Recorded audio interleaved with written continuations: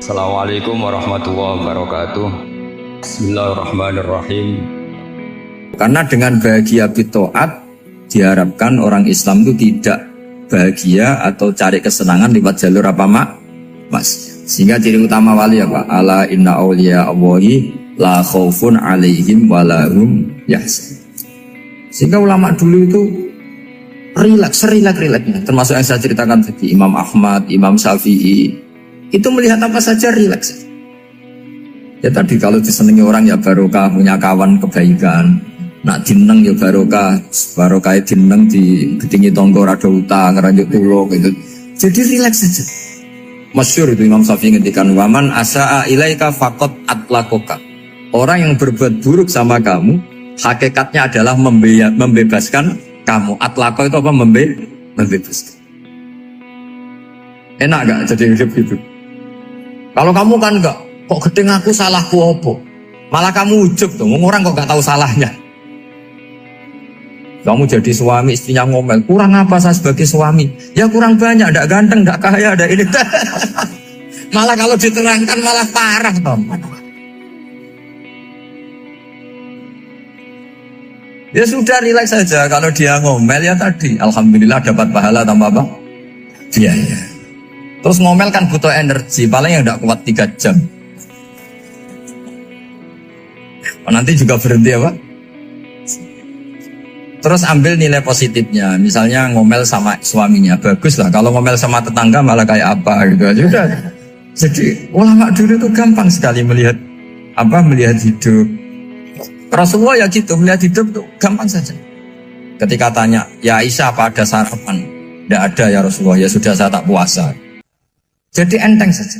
Kadang-kadang beliau ingin puasa, ya puasa sunat, ada sarapan nggak jadi puasa. Rileks. Nabi itu rileks. Kalau ngajari kebaikan juga rileks. Nah sekarang itu banyak orang yang karena mungkin kurang baca, Islam itu kayak menjadi aturan yang bengis, yang repot, yang mengekang. Itu tidak seperti itu. Yuridu wa bikumul yusra wala yuridu bikumul usra. Allah menghendaki agama ini mudah. Sehingga ada sahabat di Imami Mu'ad itu baca Baqarah. Sahabat ini pekerja petani, mufarokoh ditinggal.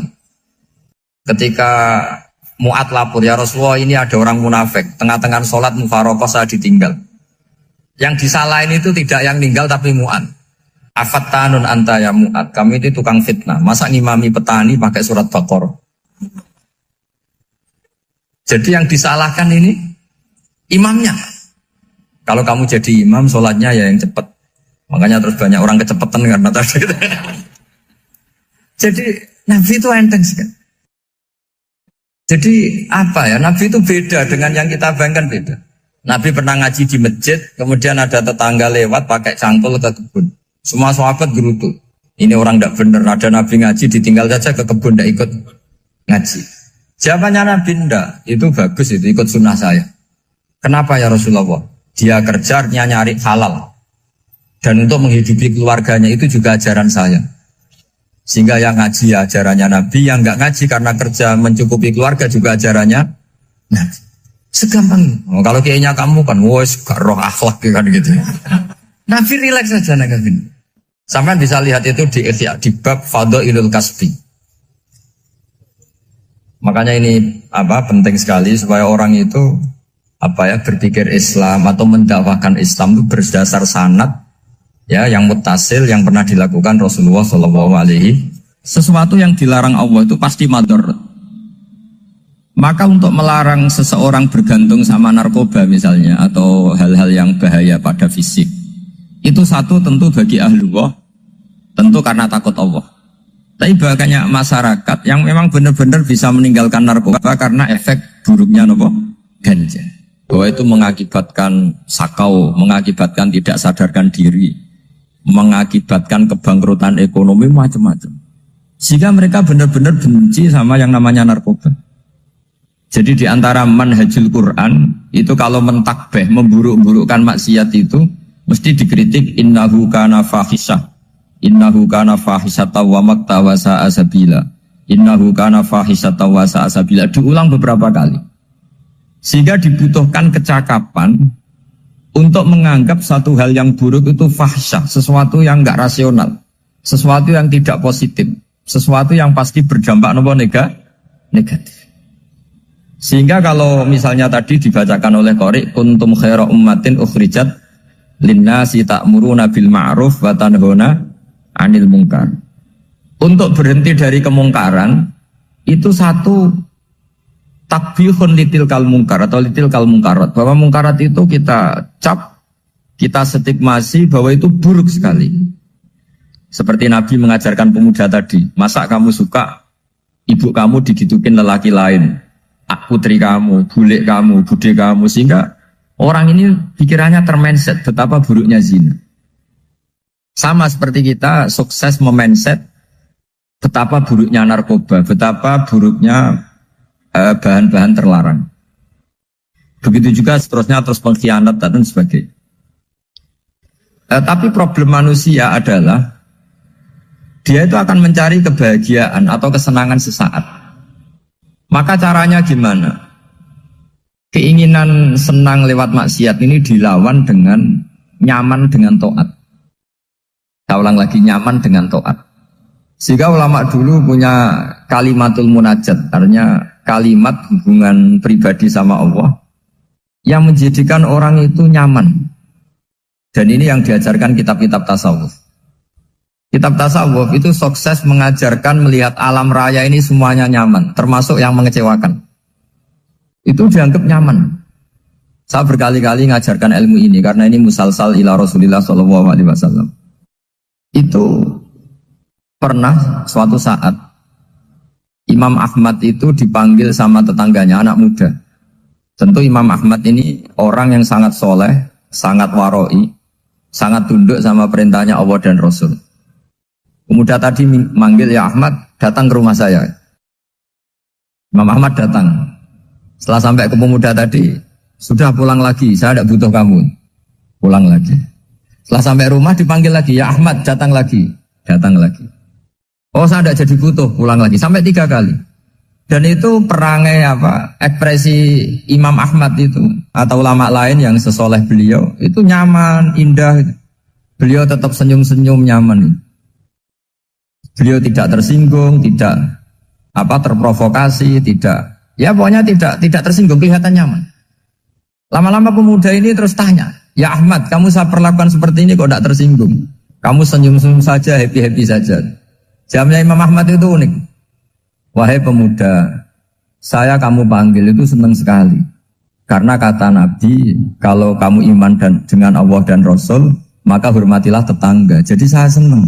Karena nuruti perintah Allah untuk menghormati tetangga. Jadi tidak ada urusannya dengan kamu.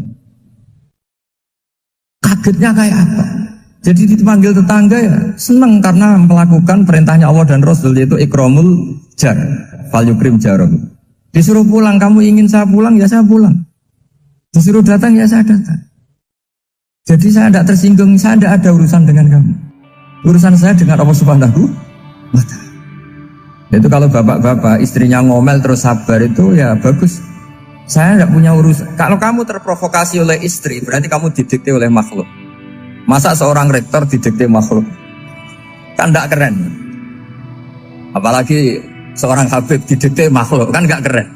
Yang bisa mendikte kita hanya Allah Subhanahu wa Ta'ala. Dan Allah mendikte kita, mengajarkan kita wa ashiruhunna bil ma'ruf fa in karihtunna fa'asa an takrahu shay'a wa yaj'alallahu fi khairan katsira. Jadi cara melihat istri kita bawel gitu atau cerewet, alhamdulillah ini ada pahala tanpa modal, cukup sabar.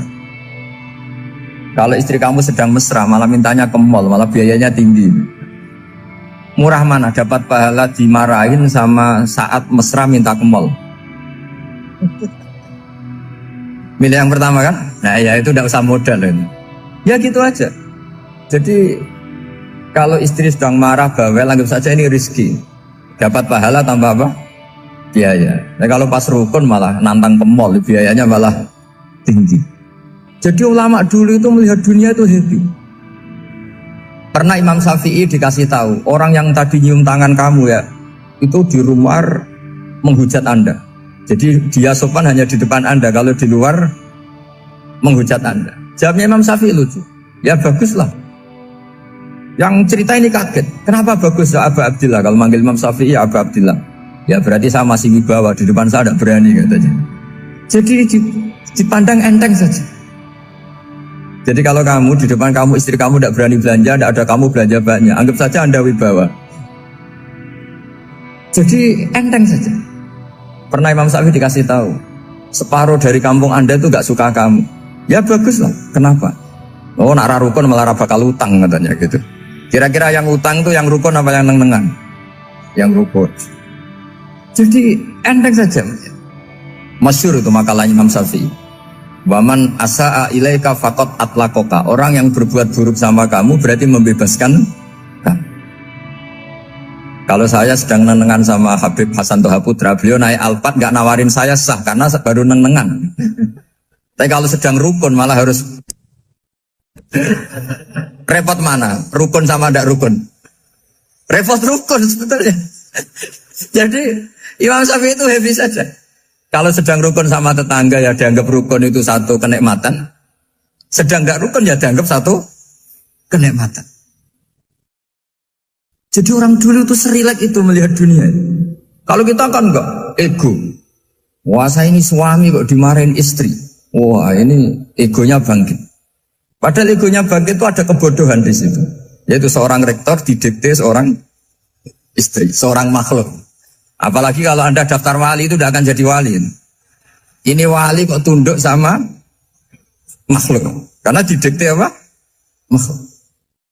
Maka Imam Ahmad ketika tetangganya bully gitu ya santai saja, beliau happy. Ketika pemuda tadi eskal janggal, kenapa kamu gak tersinggung ya Ahmad? Memangnya saya harus tersinggung gimana? Kan tak panggil tidak jadi, tak panggil tidak jadi. Hei pemuda, saya ini tidak punya urusan dengan kamu. Saya nuruti kamu karena perintahnya Allah. Saya senang melakukan perintah Allah, harus berbaik sama kamu. Sampai 3 kali. Ajarkan Muhammad atau katakan Muhammad pada umatmu, sebaiknya atau seharusnya mereka hanya gembira dengan melihat fadlnya Allah dan rahmatnya Allah. Ini harus kita pahami mulai dari konstruksi yang paling pokok, yaitu akidah. 2 ahwal. Ahwal itu 1 perilaku sosial. 3 mutamimat, sesuatu yang tidak pokok, tapi kita butuhkan dalam mengawal hidup ini. Saya beri contoh, itu sampai maksiat, itu karena cari kesenangan. Misalnya baru penat itu, ingin seneng, ada orang yang macam-macam lah, ingin melihat maksiat, apa itu pornografi, apa nyabu, apa macam-macam. Itu sebetulnya agama punya konsep yang luar biasa, yaitu seharusnya seseorang itu gembira. Gembira dengan ketaatan. Lalu pertanyaannya caranya gembira gimana? Gembira itu mudah. Jadi misalnya kamu sujud sama Allah Subhanahu wa taala. Terus cara berpikir begini. Ini sekaligus ijazah. Cara berpikir begini. Ya Allah, ini kata Sayyidina Ali, kafani izzan an akuna laka abdan wa kafani fakhron an takuna li rabban. Ya Allah, betapa sialnya saya andaikan saya jadi budak dari makhluk yang sama. Misalnya sampean itu seorang kiai atau rektor atau doktor atau orang terpelajar, kemudian kamu jadi budak atau hamba dari makhluk yang setara. Betapa hinanya saya. Maka kata Sayyidina Ali, ya Allah saya ini cukup bahagia, cukup bangga. Karena jadi budak, jadi hamba dari zat yang super atau yang maha super. Jadi kok Allah Subhanahu wa ta'ala. Sehingga ada kebahagiaan yang luar biasa karena menjadi hambanya Allah Subhanahu wa ta'ala.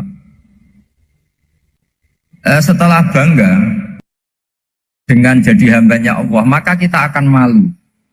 Malu misalnya kok saya bahagia itu nunggu melihat pornografi, melihat maksiat. Itu terus menjadi malu. Kenapa saya bisa didikte oleh hal-hal seremeh itu? Ya, kita malu karena didikte oleh hal-hal yang seremeh itu. Karena kita didikte oleh nafsu. Jadi izzatun nafsi, satu harga diri seseorang itu harus dihidupkan untuk hanya tunduk kepada Allah Subhanahu. Sehingga Nabi itu melatih satu logika tarkul ma'asi. Nabi itu dulu ketika ada seorang pemuda yang ya karena mungkin pemuda ya, dia itu mau masuk Islam, tapi uniknya kata pemuda tadi, saya masuk Islam tapi asal dibolehkan bebas zina. Jadi ini agak sableng gitu. Jadi mau masuk Islam syaratnya dibolehkan apa? Zina atau free sex gitu. Karena orangnya agak hiper. Itu Nabi tidak langsung mengancam dengan neraka enggak. Ketika mau pamit gitu semua sahabat melarang. Mah itu jangan, kamu jangan suan Nabi, itu permintaan yang enggak masuk akal. Setelah lama ditahan terjadi kegaduhan di masjid, Nabi dengar itu ada apa itu? Itu ada pemuda yang mau masuk Islam tapi yasta'dzinuhu fi zina, tapi mereka minta izin Nabi untuk tetap boleh zina. Kata Nabi, pemuda itu suruh masuk, suruh menghadap saya. Ketika menghadap Nabi, saya ulang lagi, ketika menghadap Nabi, Nabi mengajarinya itu luar biasa. Nabi tidak langsung mengancam dengan neraka atau dengan azab tunda, tapi kata Nabi, atuhibbuhu li ummik. Kamu suka kalau ibu kamu itu jadi demenannya orang banyak. Pondok ya Nabi, yang demen ibu saya tak bacok kan. Karena ini ya agak preman, di mana-mana orang nakal agak preman. Atuhibbuhu li bintik. Kamu suka kalau putri kamu ya digitukan orang-orang. Oh ya enggak Nabi, yang gitukan putri saya tak bacok. Atuhibbuhu li kholatik. Kamu suka kalau bule kamu digitukan. Atuhibbuhu li ammatik. Kamu suka kalau saudara bapak kamu digitukan. Nabi itu mengeset ya. Cara sekarang itu cuci otak mungkin. Nabi itu meluruskan otaknya anak muda itu. Betapa buruknya zina. Cara bahasa Arab ditakbih. Betapa buruknya zina. Kamu suka kalau korbannya ibu kamu, putri kamu, bude kamu, bule kamu. Sehingga orang itu matur ya hasbuka ya Rasulullah, ini sudah cukup. Saya tidak pernah melihat sesuatu seburuk zina. Jadi fa'al qawwa fi qalbihi bughda zina. Kemudian Allah meletakkan di hatinya, menanamkan benci zina. Sehingga akhirnya pemuda tadi menjadi iffah, menjadi menghindari zina. Artinya begini ya, ini mungkin yang lolos dari para kita sebagai dai, kita tidak belajar banyak tarbiyahnya Rasulullah Shallallahu Alaihi Wasallam. Jadi kalau kita benci maksiat, itu jangan hanya ditahdzir, ditakutkan neraka itu enggak.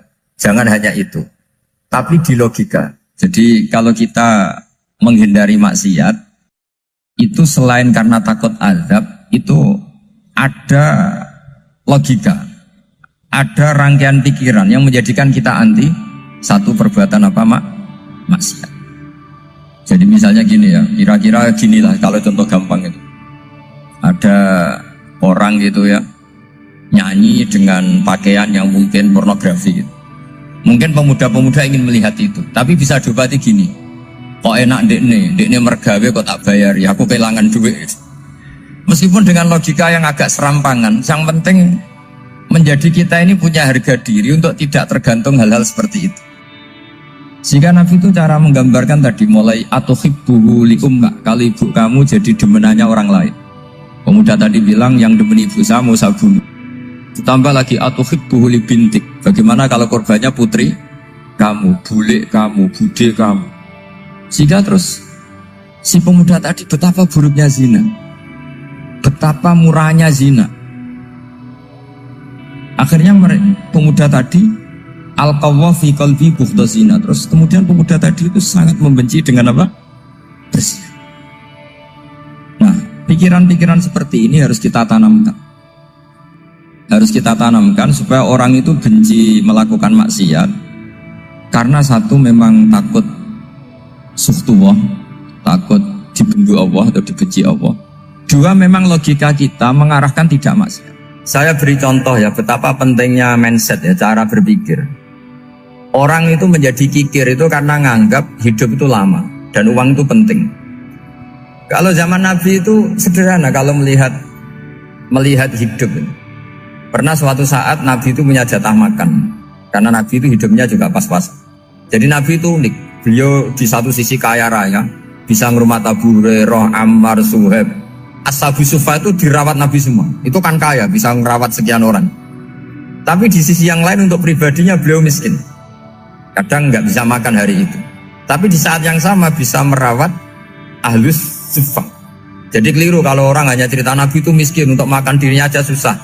Itu keliru. Kelirunya kalau tidak diteruskan, tapi Nabi mampu menghidupi ahlus suffah. Singkat cerita jatah makannya Nabi itu dikasihkan orang ketika Nabi ditanya, ya Aisyah, makanan jatah saya di mana? Oh ya Rasulullah, tadi ada orang minta tak kasihkan, maka makanan itu habis. Apa kata Nabi? Kamu salah Aisyah. Yang kamu kasihkan itu justru yang masih. Ya, yang kamu kasihkan itu justru yang masih. Sehingga Nabi menganggap, makanya Nabi terus ngendikan. Ya kalau mukhatabnya lelaki ya kira-kira begini. Wahal laka min malika illa ma akalta fa'afnaita walabista fa'ablaita. Terus tanya wa tasaddaqta fa'abqaita, kata Nabi.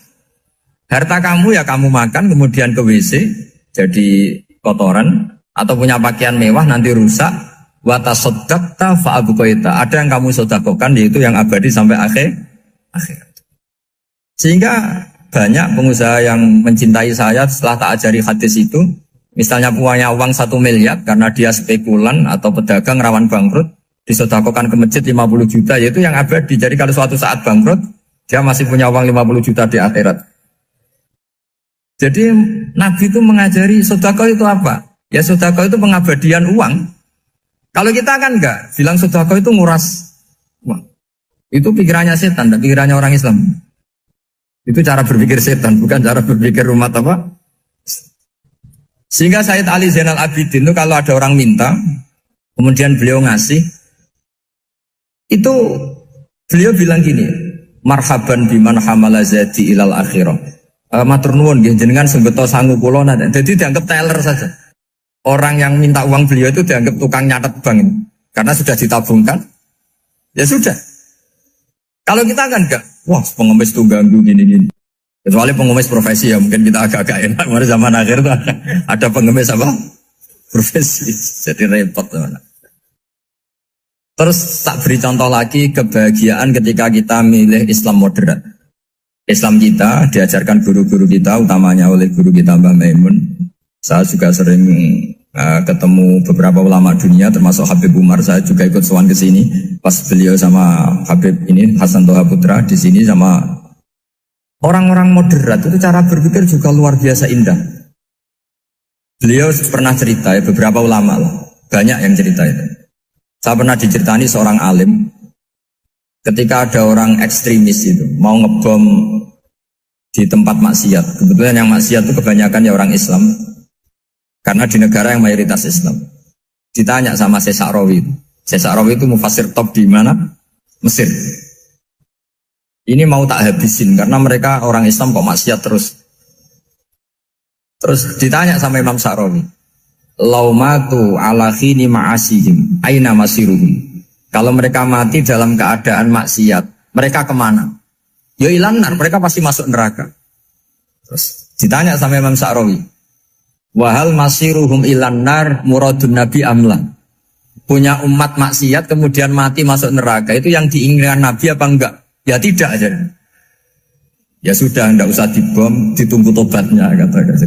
Karena kalau mati dalam keadaan itu ke neraka dan itu tidak yang diinginkan Rasulullah Sallallahu Alaihi Wasallam. Terus ekstremis ini menjadi tobat, tidak berpikir ekstremis mas. Jadi orang itu harus berpikir mindset yang baik. Meskipun kadang berpikir baik itu ya agak-agak kacau. Ada seorang wali majdzub itu kalau berdoa agak kacau, tapi nggak bisa dibantah. Masyhur itu doa itu. Ini sekaligus ijazah, tapi kalau sebelum wali nggak boleh. Itu datang ke makamnya Rasulullah SAW. Terus doanya itu begini. Ya Allah, sekarang terserah engkau. Ya Allah, sekarang terserah engkau. Jika saya kamu jadikan orang soleh, jika saya engkau jadikan orang soleh, maka surra habibuk, maka kekasihmu ini senang. Yang susah musuhmu yaitu setan. Tapi kalau engkau menjadikan saya orang fasik, maka yang susah kekasihmu, yang senang musuhmu. Jadi kan punya dua pilihan itu. Wah itu kan doa tapi kayak teror itu. Ya jadi berdoa di Raudhah. Wah itu pasti mandi itu karena agak-agak maksa Tuhan itu. Ya Allah, engkau punya dua pilihan. Jika saya jadi orang soleh, maka kekasihmu ini senang. Musuhmu yang susah, yaitu setan. Tapi jika saya jadi orang fasik, maka musuhmu yang senang, kekasihmu yang susah. Mohon terserah jenengan, mau menyenangkan kekasihmu, apa menyenangkan musuhmu gitu. Kira-kira gimana? Kalau tertarik boleh doa itu dipraktekkan. Tapi kayaknya kalau copy paste itu gak keren, apa? Jadi dulu orang itu muamalah sama Allah dan Rasul itu rileks. Rileks itu nyaman karena ya tadi kul bi fadlillah wa bi rahmati fa bidzalika falyafrah. Sehingga Imam Izzuddin bin Abdissalam itu ngendikan innalladzina yarmunal muhsanatil ghafilat. Di antara kebaikannya ibu-ibu atau mbak-mbak ini harus berstatus ghafilat. Perempuan-perempuan pelupa. Ghafilat itu pelupa. Pelupa dari kenikmatan maksiat sehingga mereka dengan taat. Misalnya ada ibu-ibu atau mbak-mbak atau juga bapak-bapak tahajud, kemudian nyaman dengan tahajud itu. Kira-kira terbersit enggak ingin maksiat? Enggak kan, karena sudah nyaman dengan tahajud, dengan taat. Maka dibutuhkan kenyamanan dalam beribadah. Sebab itu ala bidzikrillahi tatmainnul qulub. Makanya saya termasuk kiai yang setiap ngaji itu happy, seneng. Karena ini untuk kampanye, seneng dengan ngaji, dengan taat itu sudah luar biasa. Kayak apa kalau mereka senengnya kalau nunggu melakukan maksiat. Jadi termasuk bentuk perlawanan kita terhadap maksiat adalah usahakan kamu tuh sebahagia, seneng dengan taat. Istiqnas billah, mu'anasah billah, farah billah, itmi'nan tumaknina billah. Sehingga ini mencukupkan kita tidak berkebutuhan maksiat. Meskipun kita ya manusia, pasti suatu saat atau sudah pernah maksiat. Serasa diceritakan lah, ini gue semesti gitu. Lah orang-orang dulu itu orang yang sukses mengelola bahagia ma'allah wa billah walillah. Jika wali-wali dulu itu jadi wali itu tidak mesti karena ibadahnya banyak, itu enggak. Mereka orang yang ibadahnya itu biasa. Biasa-biasa sekali. Ulama-ulama dulu ibadahnya biasa sekali.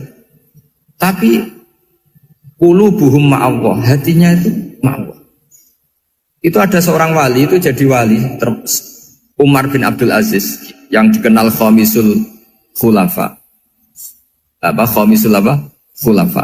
Di luar khulafa Ar-Rasyidin 4, di antara yang soleh adalah siapa? Umar bin Abdul Aziz. Itu ketika mau meninggal, itu senangnya bukan main. Itu semuanya nangis, beliau senang. Terus tanya, kenapa kamu senang? Memangnya saya kalau mati itu kemana aja? Ila khairi madhubin ilah, kezat terbaik. Dibang urip mbek kowe bolet atau mbek arhamur rahimin ngene. Yaitu Allah Subhanahu. Jalaluddin Ar-Rumi ketika mau meninggal itu muridnya nangis semua, beliau marah. Kamu harusnya pesta karena saya mau ketemu kekasih saya, malah kamu tangisi, goblok sekali kamu katanya. Jadi orang-orang dulu itu luar biasa. Karena tadi mereka tidak ingin ketemu Allah itu dianggap problem. Harus sesuatu yang membahagiakan.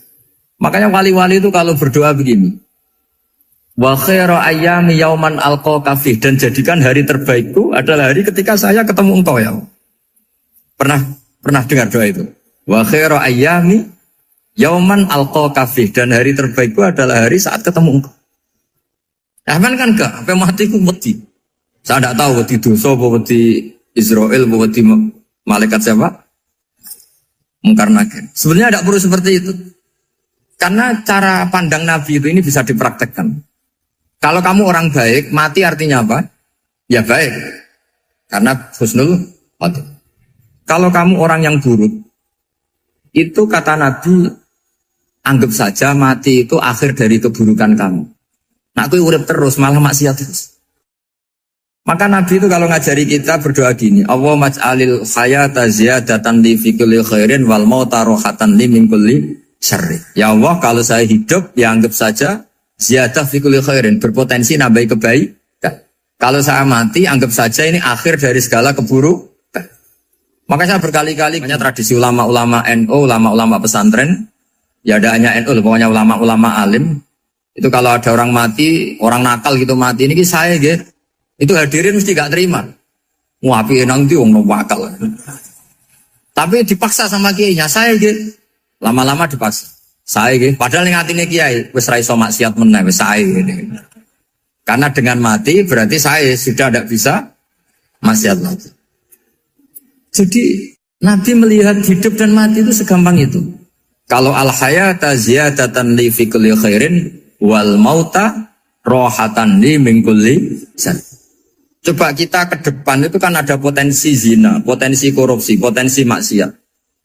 Yang bisa menghentikan potensi itu apa coba? Mati ya, udah pinter ya. Sudah maju berarti.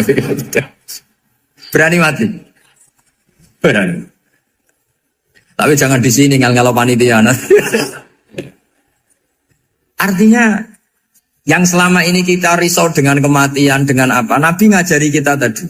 Allahumma ja'alil hayata ziyadatan li fi kulli khairin wal mauta rohatan li min kulli syarr. Ya Allah, jadikan hidup ini sebagai bekal menambah kebaikan, dan suatu saat kalau saya mati, semoga itu akhir dari segala keburukan. Jadi artinya Nabi itu ngajari kita itu positif terus. Sama seperti ulamanya tadi. Nak lagi rukun mbek tonggo ya sanggep ae kanca kaapian. Nak nenengan ben ra utang tenan. Dadi pokoknya penak terus itu. Nak bojo lagi ngamuk alhamdulillah gak ngajak blonjo. Nak pas rukun ya alhamdulillah kok lagi rukun. Jadi gampang semua. Makanya ada seorang alim itu ngendikan begini, ada yang tanya. Saya tuh dulu ketika kaya, teman saya sering main ke saya. Setelah saya miskin gak ada teman-teman yang ke saya. Dikira si Habib ini kebetulan orangnya Habib itu mendukung keluhan dia. Ternyata enggak. Si orang alim itu bilang gini, malah bagus toh gitu. Kowe wis melarat buruhe wong. Ya sudah kamu miskin buruhnya orang lain. Misalnya tukang manol di pasar atau tukang becak. Kemudian teman-teman kamu datang, malah kamu malu tuh jadi tontonan. Bagus kalau mereka lupa, pas kamu miskin tidak ada yang lihat katanya. Jadi apa ya, dianggap enteng saja gitu. Akhirnya orang ini gak jadi ngeluh. Selama ini kan kita ngeluh ya, ketika miskin teman-teman gak datang. Coba kalau mereka datang pas kamu buruh bikin foto di orang lain. Mantan bos buruh, malu gak? Milih datang apa enggak? Nah lah sudah bener itu. Jadi ulama dulu itu makanya sering baca biar tahu solusi hidup. Jadi ulama dulu itu gampang sekali melihat kehidupan itu. Gampang sekali, indah, gampang. Kebahagiaan ini pula yang harus kita latih dalam melakukan ketaatan. Tapi memang obsesi saya terbesar atau cita-cita saya terbesar memang setiap ngaji saya ingin orang mukmin semuanya itu bahagia. Dengan bahagia itu mereka tidak neko-neko ingin mencari kebahagiaan lewat jalur apa maksiat. Sehingga dalam konstitusi ulama yang ditulis di kitab-kitab usul fikih, dan itu kitab yang saya kaji, selalu saya kaji, itu membela-bela sesuatu yang mubah itu sampai luar biasa. Karena melihat mubah itu, misalnya Anda tidur itu berstatus mubah. Anda bermain catur berstatus mubah. Anda rileks sama teman jagungan semalam dengan teman rektor atau dosen atau yayasan, itu melihatnya bukan mubah tapi tarkul maksiyah. Misalnya saya semalaman asik musamarah itu jagungan malam sama Habib Toha Al-Munawwar. Itu awang hitungnya bukan, wah ini jagungan ngalor ngidul tidak penting tuh, enggak. Malam itu bahak tidak ke dugem, tidak ke tempat maksiat. Sehingga ada ulama yang mengatakan mubah itu enggak ada. Saya ulang lagi, mubah itu enggak ada. Kan umumnya ulama bagikan wajib, ya kan, haram itu.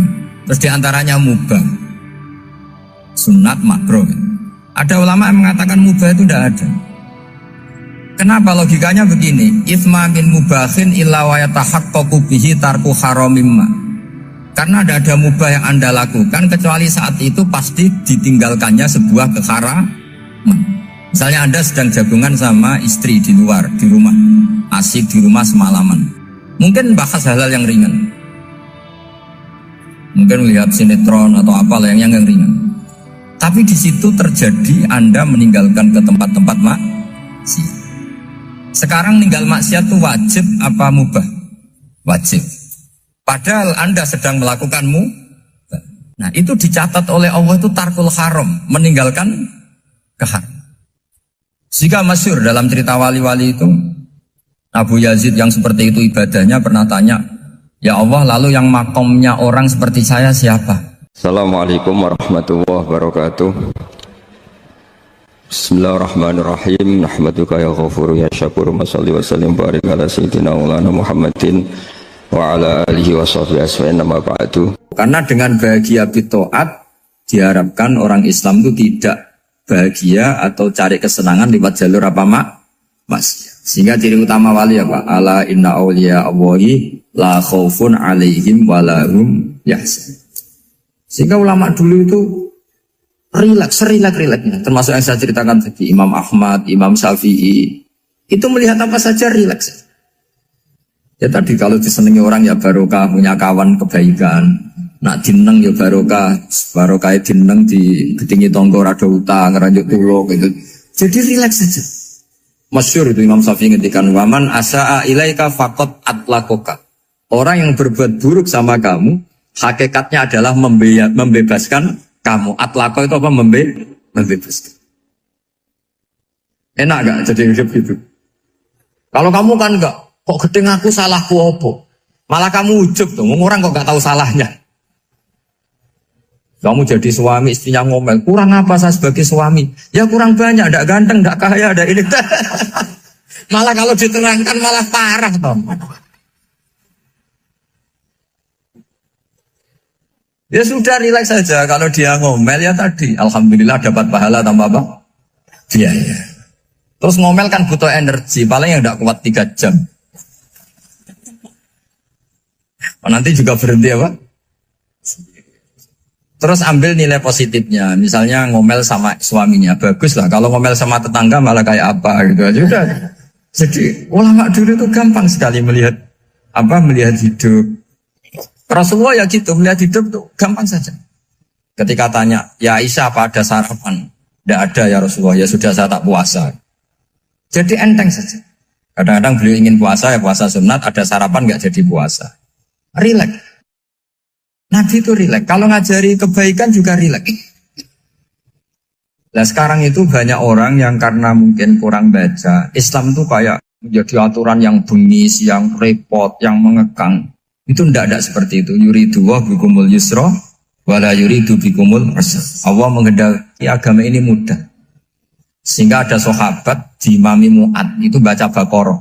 Sahabat ini pekerja petani, mufarokoh ditinggal.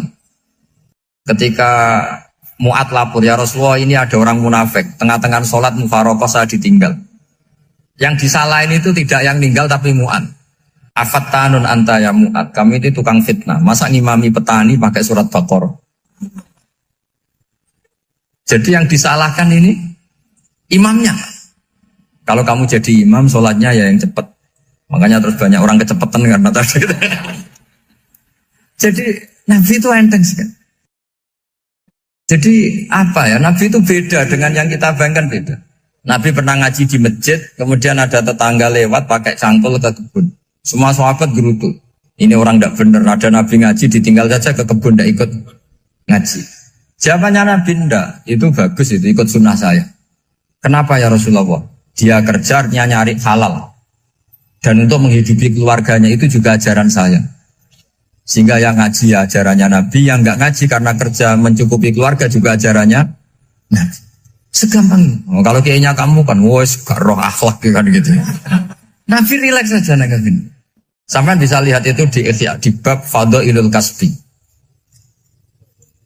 Makanya ini penting sekali supaya orang itu berpikir Islam atau mendakwahkan Islam itu berdasar sanad. Ya, yang muttasil yang pernah dilakukan Rasulullah SAW. Sesuatu yang dilarang Allah itu pasti madharat. Maka untuk melarang seseorang bergantung sama narkoba misalnya atau hal-hal yang bahaya pada fisik, itu satu tentu bagi ahlullah, tentu karena takut Allah. Tapi banyak masyarakat yang memang benar-benar bisa meninggalkan narkoba karena efek buruknya ganja. Bahwa itu mengakibatkan sakau, mengakibatkan tidak sadarkan diri, mengakibatkan kebangkrutan ekonomi macam-macam. Sehingga mereka benar-benar benci sama yang namanya narkoba. Jadi di antara manhajul Quran itu kalau mentakbih, memburuk-burukkan maksiat itu mesti dikritik innahu kana fahisyah. Innahu kana fahisyata wa makta wa sa'a sabila. Innahu kana fahisyata wa sa'a sabila. Diulang beberapa kali. Sehingga dibutuhkan kecakapan untuk menganggap satu hal yang buruk itu fahsyah, sesuatu yang enggak rasional, sesuatu yang tidak positif, sesuatu yang pasti berdampak negatif. Sehingga kalau misalnya tadi dibacakan oleh Qori, kuntum khaira ummatin ukhrijat linnasi ta'muruna bil ma'ruf wa tanhauna 'anil munkar. Untuk berhenti dari kemungkaran itu satu takbihun litil kal mungkar atau litil kal mungkarat, bahwa mungkarat itu kita cap, kita stigmasi bahwa itu buruk sekali. Seperti Nabi mengajarkan pemuda tadi, masa kamu suka ibu kamu digitukin lelaki lain, putri kamu, bule kamu, bude kamu, sehingga orang ini pikirannya termindset betapa buruknya zina. Sama seperti kita sukses memindset betapa buruknya narkoba, betapa buruknya bahan-bahan terlarang. Begitu juga seterusnya, terus pengkhianat dan sebagainya. Tapi problem manusia adalah dia itu akan mencari kebahagiaan atau kesenangan sesaat. Maka caranya gimana? Keinginan senang lewat maksiat ini dilawan dengan nyaman dengan taat. Saya ulang lagi, nyaman dengan taat. Sehingga ulama dulu punya kalimatul munajat, artinya kalimat hubungan pribadi sama Allah yang menjadikan orang itu nyaman. Dan ini yang diajarkan kitab-kitab tasawuf. Kitab tasawuf itu sukses mengajarkan melihat alam raya ini semuanya nyaman, termasuk yang mengecewakan. Itu dianggap nyaman. Saya berkali-kali mengajarkan ilmu ini karena ini musalsal ila Rasulillah SAW. Itu pernah suatu saat Imam Ahmad itu dipanggil sama tetangganya, anak muda. Tentu Imam Ahmad ini orang yang sangat soleh, sangat waroi, sangat tunduk sama perintahnya Allah dan Rasul. Pemuda tadi manggil, ya Ahmad, datang ke rumah saya. Imam Ahmad datang. Setelah sampai ke pemuda tadi, sudah pulang lagi, saya tidak butuh kamu. Pulang lagi. Setelah sampai rumah dipanggil lagi, ya Ahmad, datang lagi. Datang lagi. Oh, saya tidak jadi butuh, pulang lagi. Sampai 3 kali. Dan itu perangai ekspresi Imam Ahmad itu atau ulama lain yang sesoleh beliau itu nyaman, indah. Beliau tetap senyum-senyum, nyaman. Beliau tidak tersinggung, tidak terprovokasi, tidak, ya pokoknya tidak tersinggung, kelihatan nyaman. Lama-lama pemuda ini terus tanya, ya Ahmad, kamu saya perlakukan seperti ini kok tidak tersinggung? Kamu senyum-senyum saja, happy-happy saja. Jawabnya Imam Ahmad itu unik. Wahai pemuda, saya kamu panggil itu senang sekali. Karena kata Nabi, kalau kamu iman dengan Allah dan Rasul, maka hormatilah tetangga. Jadi saya senang. Karena nuruti perintah Allah untuk menghormati tetangga. Jadi tidak ada urusannya dengan kamu. Kagetnya kayak apa? Jadi dipanggil tetangga ya senang karena melakukan perintahnya Allah dan Rasul, yaitu ikramul jar, fal yukrim jarum. Disuruh pulang, kamu ingin saya pulang, ya saya pulang. Disuruh datang, ya saya datang. Jadi saya tidak tersinggung, saya tidak ada urusan dengan kamu. Urusan saya dengan Allah Subhanahu wa Ta'ala. Itu kalau bapak-bapak istrinya ngomel terus sabar itu ya bagus.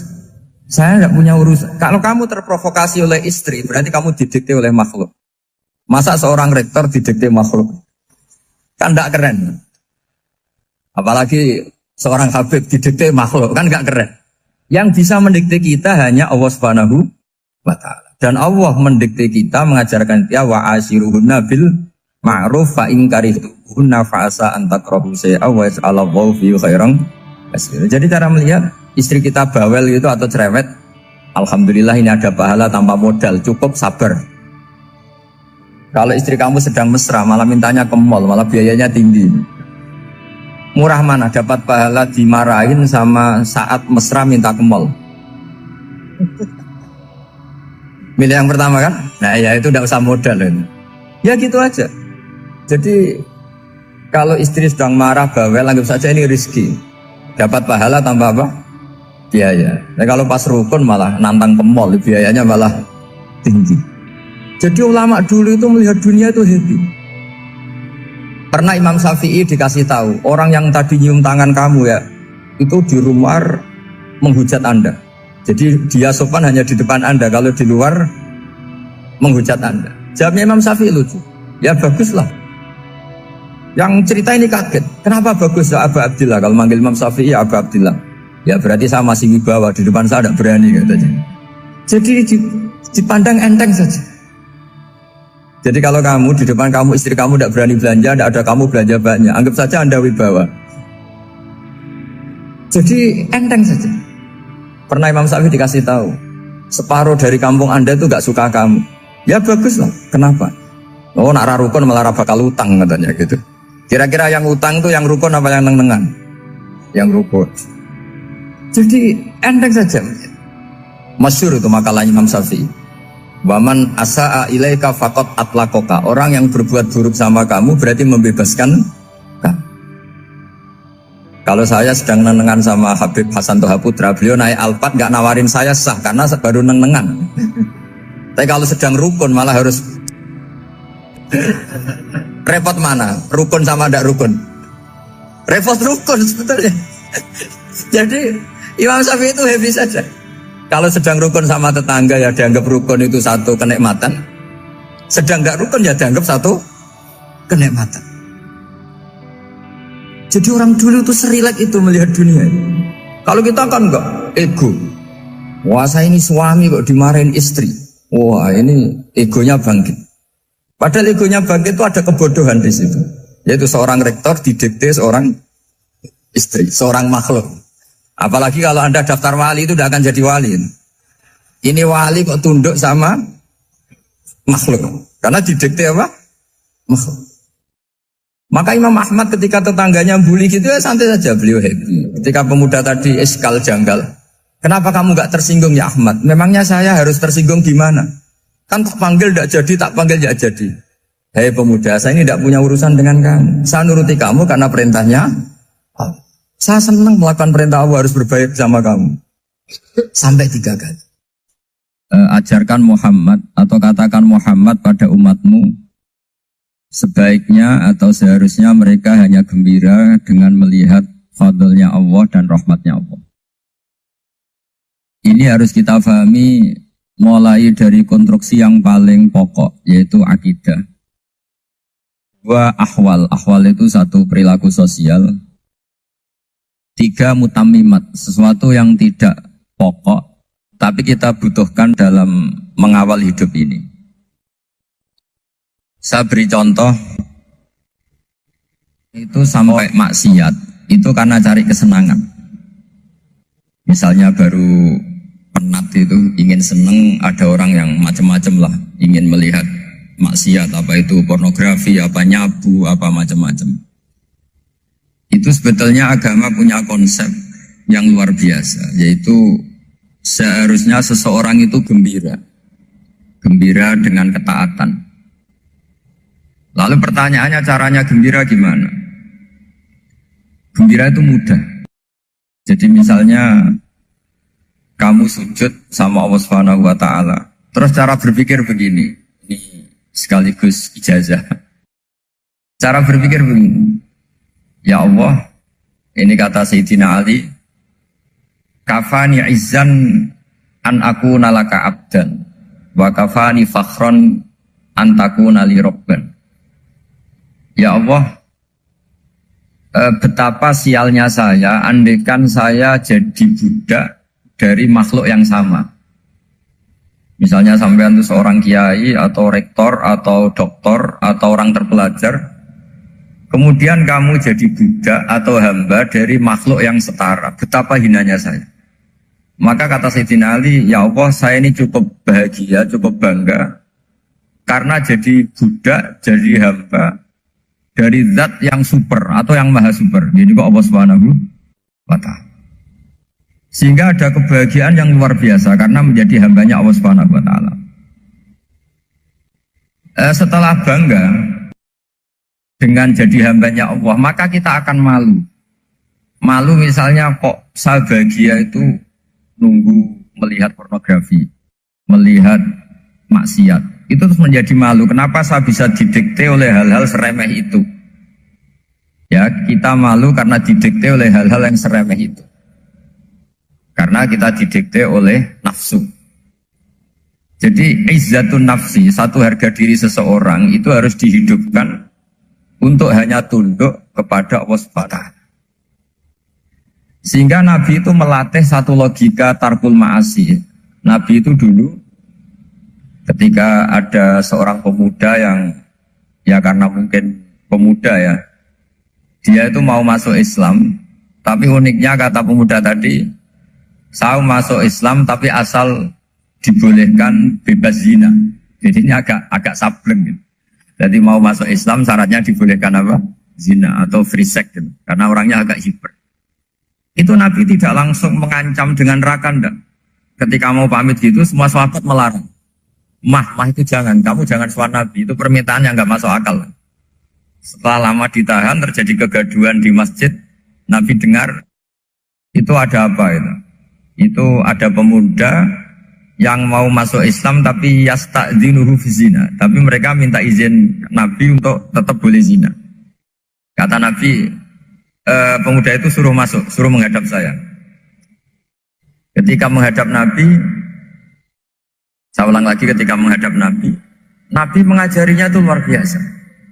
Nabi tidak langsung mengancam dengan neraka atau dengan azab tunda. Tapi kata Nabi, atuhibbuhu li ummik. Kamu suka kalau ibu kamu itu jadi demenannya orang banyak. Pondok ya Nabi, yang demen ibu saya tak bacok kan. Karena ini ya agak preman, di mana-mana orang nakal agak preman. Terus atuhibbuhu li bintik. Kamu suka kalau putri kamu ya digitukan orang-orang. Oh ya enggak Nabi, yang gitukan putri saya tak bacok. Atuhibbuhu li kholatik. Kamu suka kalau bule kamu digitukan. Atuhibbuhu li ammatik. Kamu suka kalau saudara bapak kamu digitukan. Nabi itu mengeset ya. Cara sekarang itu cuci otak mungkin. Nabi itu meluruskan otaknya anak muda itu. Betapa buruknya zina. Cara bahasa Arab ditakbih. Betapa buruknya zina. Kamu suka kalau korbannya ibu kamu, putri kamu, bude kamu, bule kamu. Sehingga orang itu matur ya hasbuka ya Rasulullah, ini sudah cukup. Saya tidak pernah melihat sesuatu seburuk zina. Jadi fa'al qawwa fi qalbihi bughda zina. Kemudian Allah meletakkan di hatinya, menanamkan benci zina. Sehingga akhirnya pemuda tadi menjadi iffah, menjadi menghindari zina. Artinya begini ya, ini mungkin yang lolos dari para kita sebagai dai, kita tidak belajar banyak tarbiyahnya Rasulullah Shallallahu Alaihi Wasallam. Jadi kalau kita benci maksiat, itu jangan hanya ditahdzir, ditakutkan neraka itu enggak. Jangan hanya itu. Tapi di logika. Jadi kalau kita menghindari maksiat, itu selain karena takut azab, itu ada logika. Ada rangkaian pikiran yang menjadikan kita anti satu perbuatan apa maksiat. Jadi misalnya gini ya, kira-kira ginilah kalau contoh gampang itu. Ada orang gitu ya, nyanyi dengan pakaian yang mungkin pornografi gitu. Mungkin pemuda-pemuda ingin melihat itu, tapi bisa diobati gini. Kok enak dekne mergawe kok tak bayar ya, aku kehilangan duit. Meskipun dengan logika yang agak serampangan, yang penting menjadi kita ini punya harga diri untuk tidak tergantung hal-hal seperti itu. Sehingga Nabi itu cara menggambarkan tadi mulai atuhibbuhu li ummik, kalau ibu kamu jadi demenannya orang lain. Pemuda tadi bilang yang demen ibu saya mau saya bunuh. Ditambah lagi atuhibbuhu li bintik. Bagaimana kalau korbannya putri kamu, bule kamu, bude kamu. Sehingga terus si pemuda tadi betapa buruknya zina, betapa murahnya zina. Akhirnya pemuda tadi al-qawwa fi qalbi bughda zina. Terus kemudian pemuda tadi itu sangat membenci dengan apa? Berzina. Nah, pikiran-pikiran seperti ini harus kita tanamkan. Harus kita tanamkan supaya orang itu benci melakukan maksiat. Karena satu memang takut suhtullah, takut dibenci Allah atau dibenci Allah. Dua, memang logika kita mengarahkan tidak maksiat. Saya beri contoh ya, betapa pentingnya mindset ya, cara berpikir. Orang itu menjadi kikir itu karena nganggap hidup itu lama dan uang itu penting. Kalau zaman Nabi itu sederhana, kalau melihat melihat hidup. Pernah suatu saat Nabi itu punya jatah makan, karena Nabi itu hidupnya juga pas-pas. Jadi Nabi itu unik. Beliau di satu sisi kaya raya, bisa ngurmat Abu Hurairah, Ammar, Suhaib. Ashabu Sufa itu dirawat Nabi semua. Itu kan kaya, bisa ngerawat sekian orang. Tapi di sisi yang lain untuk pribadinya beliau miskin. Kadang nggak bisa makan hari itu. Tapi di saat yang sama bisa merawat Ahlus Sufa. Jadi keliru kalau orang hanya cerita Nabi itu miskin, untuk makan dirinya aja susah. Itu keliru. Kelirunya kalau tidak diteruskan, tapi Nabi mampu menghidupi ahli sufah. Singkat cerita, jatah makannya Nabi itu dikasihkan orang. Ketika Nabi tanya, ya Aisyah, makanan jatah saya di mana? Oh ya Rasulullah, tadi ada orang minta tak kasihkan, maka makanan itu habis. Apa kata Nabi? Kamu salah Aisyah. Yang kamu kasihkan itu justru yang masih. Ya, yang kamu kasihkan itu justru yang masih. Sehingga Nabi menganggap, makanya Nabi terus ngendikan, ya kalau mukhatabnya lelaki ya kira-kira begini. Wahal laka min malika illa ma akalta fa'afnaita walabista fa'ablaita. Terus tanya, wa tasaddaqta fa'abqaita, kata Nabi. Harta kamu ya kamu makan kemudian ke WC jadi kotoran, atau punya pakaian mewah nanti rusak. Wa tasaddaqta fa'abqaita. Ada yang kamu sedekahkan, yaitu yang abadi sampai akhir. Sehingga banyak pengusaha yang mencintai saya setelah tak ajari hadis itu, misalnya punya uang 1 miliar karena dia spekulan atau pedagang rawan bangkrut, disedekahkan ke masjid 50 juta, yaitu yang abadi. Jadi kalau suatu saat bangkrut, dia masih punya uang 50 juta di akhirat. Jadi Nabi itu mengajari sedekah itu apa? Ya sedekah itu pengabadian uang. Kalau kita kan enggak, bilang sedekah itu nguras uang. Itu pikirannya setan, dan pikirannya orang Islam. Itu cara berpikir setan, bukan cara berpikir umat apa. Sehingga Sayyid Ali Zainal Abidin itu kalau ada orang minta, kemudian beliau ngasih, itu beliau bilang gini, marhaban biman hamala zati ilal akhirah. Matur nuwun nggih jenengan sing beto sangu kula. Jadi dianggap teller saja. Orang yang minta uang beliau itu dianggap tukang nyatet bank, karena sudah ditabungkan. Ya sudah. Kalau kita kan enggak, wah pengemis tuh ganggu gini-gini. Kecuali pengemis profesi ya mungkin kita agak-agak enak. Kemarin zaman akhir tuh ada pengemis apa? Profesi. Jadi repot teman. Terus tak beri contoh lagi kebahagiaan ketika kita milih Islam moderat.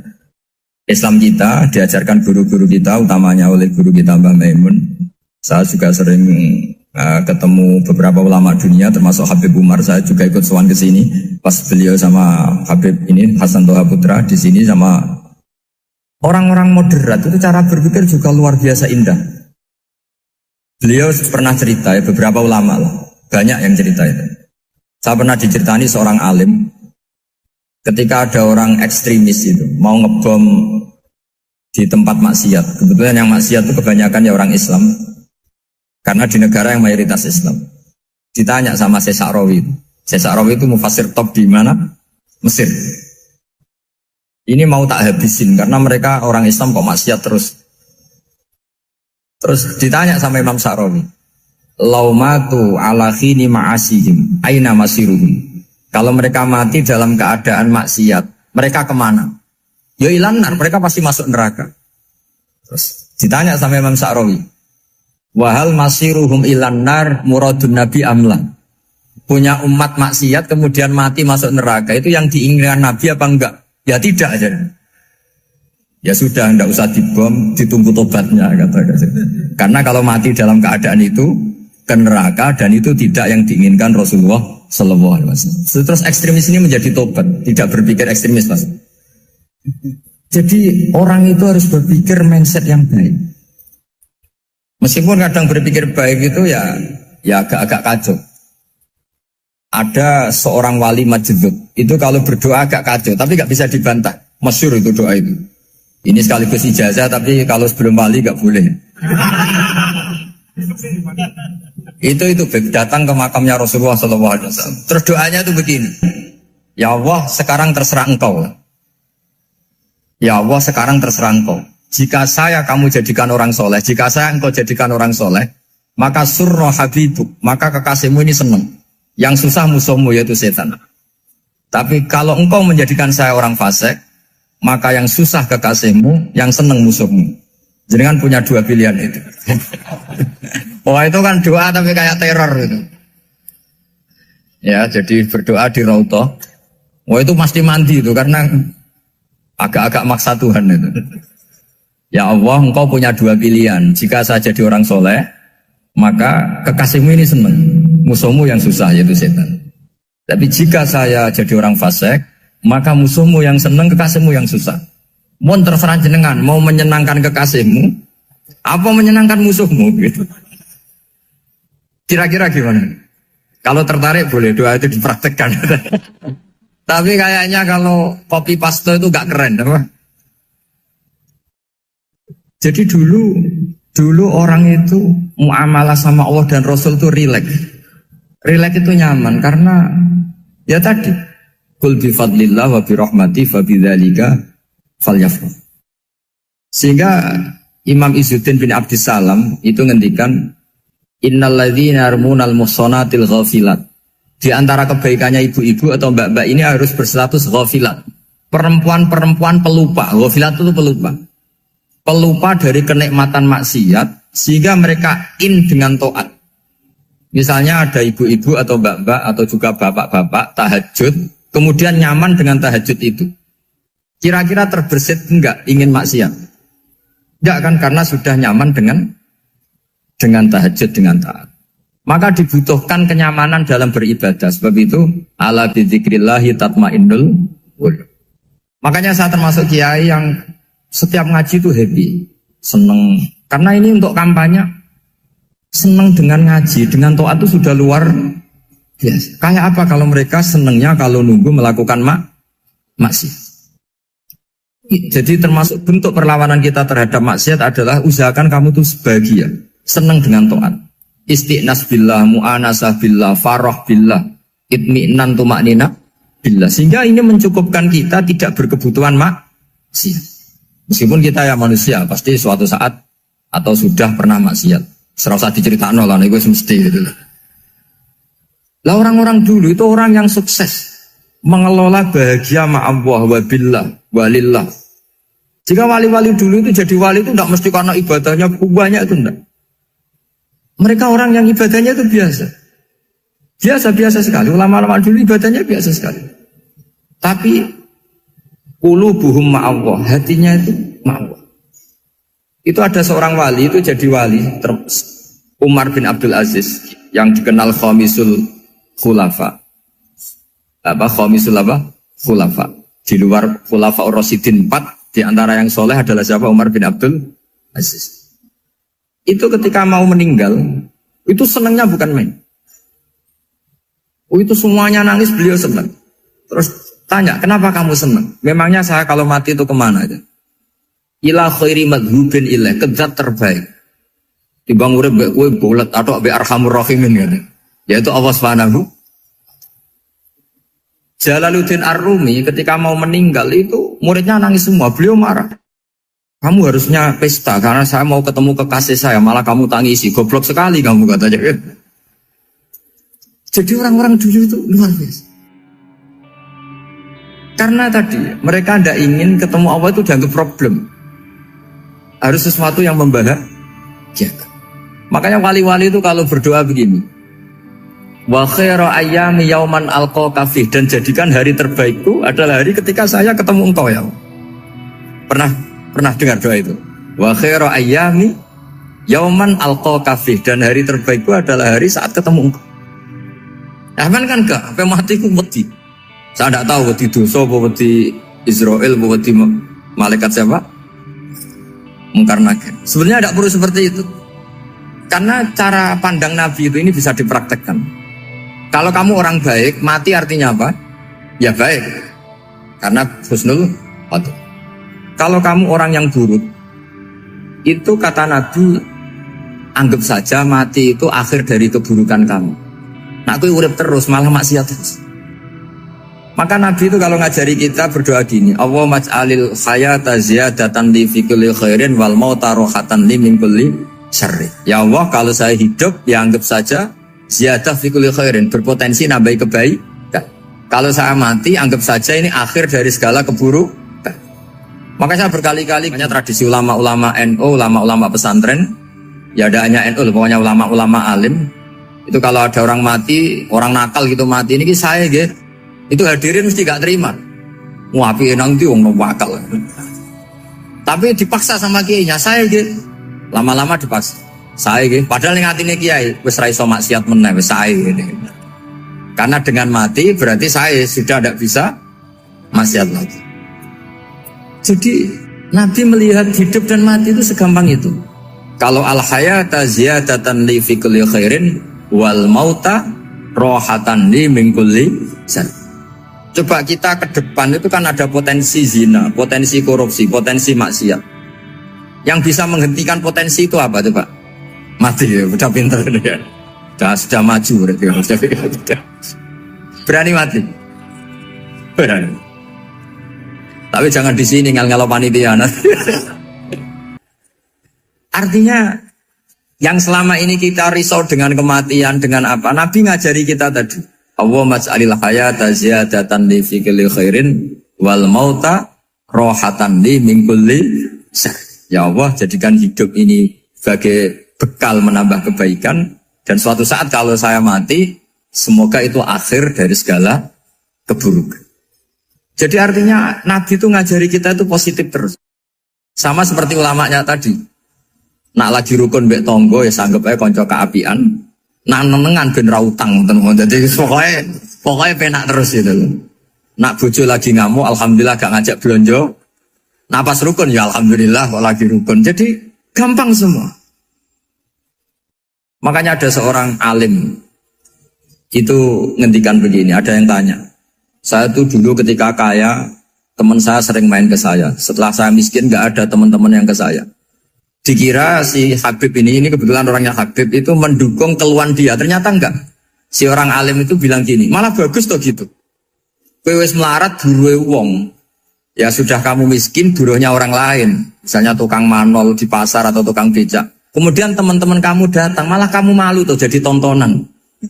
Bagus kalau mereka lupa, pas kamu miskin tidak ada yang lihat katanya. Jadi apa ya, dianggap enteng saja gitu. Akhirnya orang ini nggak jadi ngeluh. Selama ini kan kita ngeluh ya, ketika miskin teman-teman nggak datang. Coba kalau mereka datang pas kamu buruh bikin foto di orang lain, mantan bos buruh, malu gak? Milih datang kepada? Nggak lah, sudah bener itu. Jadi ulama dulu itu makanya sering baca biar tahu solusi hidup. Jadi ulama dulu itu gampang sekali melihat kehidupan itu, gampang sekali, indah, gampang. Kebahagiaan ini pula yang harus kita latih dalam melakukan ketaatan. Tapi memang obsesi saya terbesar atau cita-cita saya terbesar memang setiap ngaji saya ingin orang mukmin semuanya itu bahagia. Dengan bahagia itu mereka tidak neko-neko ingin mencari kebahagiaan lewat jalur apa maksiat. Sehingga dalam konstitusi ulama yang ditulis di kitab-kitab usul fikih, dan itu kitab yang saya kaji, selalu saya kaji, itu membela-bela sesuatu yang mubah itu sampai luar biasa. Karena melihat mubah itu, misalnya Anda tidur itu berstatus mubah. Anda bermain catur berstatus mubah. Anda rileks sama teman jagongan semalam dengan teman rektor atau dosen atau yayasan, itu melihatnya bukan mubah tapi tarkul maksiyah. Misalnya saya semalaman asik Musamarah itu jagungan malam sama Habib Toha Al-Munawwar. Itu awang ngitungnya bukan, wah ini jagungan ngalor ngidul tidak penting tuh, enggak. Malam itu bahak tidak ke dugem, tidak ke tempat maksiat. Sehingga ada ulama yang mengatakan mubah itu enggak ada. Saya ulang lagi, mubah itu enggak ada. Kan umumnya ulama bagikan wajib, ya kan, haram itu. Terus diantaranya mubah, sunat, makruh. Ada ulama yang mengatakan mubah itu tidak ada. Kenapa? Logikanya begini, itsma min mubahin illa wa yatahaqqaqu bihi tarku haramimma. Karena tidak ada mubah yang Anda lakukan kecuali saat itu pasti ditinggalkannya sebuah keharaman. Misalnya Anda sedang jagungan sama istri di luar, di rumah, asik di rumah semalaman. Mungkin bahas hal-hal yang ringan. Mungkin melihat sinetron atau apalah yang ringan. Tapi di situ terjadi Anda meninggalkan ke tempat-tempat maksiat. Sekarang ninggal maksiat itu wajib apa mubah? Wajib. Padahal Anda sedang melakukan mubah. Nah itu dicatat oleh Allah itu tarkul haram, meninggalkan keharam. Jika masyhur dalam cerita wali-wali itu, Abu Yazid yang seperti itu ibadahnya pernah tanya, ya Allah lalu yang makomnya orang seperti saya siapa? Karena beliau semalaman ibadah terus. Sama Allah dijawab, ya yang tidur di pinggir kamu itu. Abu Yazid, lu kok bisa ya Allah? Dia kan tidur terus. Ya kan dia tidur berarti meninggalkan keharaman. Ngomong sing potongan tukang maksiat itu apik turu apik melek kira-kira. Apik turu. Timbang sama nak melek pola wis turu ae kira-kira gitu. Jadi gak usah dipaksa tahajud, dipaksa qiyamul lail itu. Iya kalau qiyamul lail. Kalau dapat informasi, kesini ikut saya, terus katut kan repot.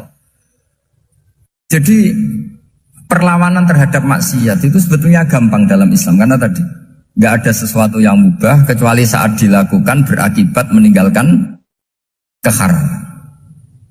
Mudah sekali. Jika banyak orang jadi wali itu karena melakukan mubah.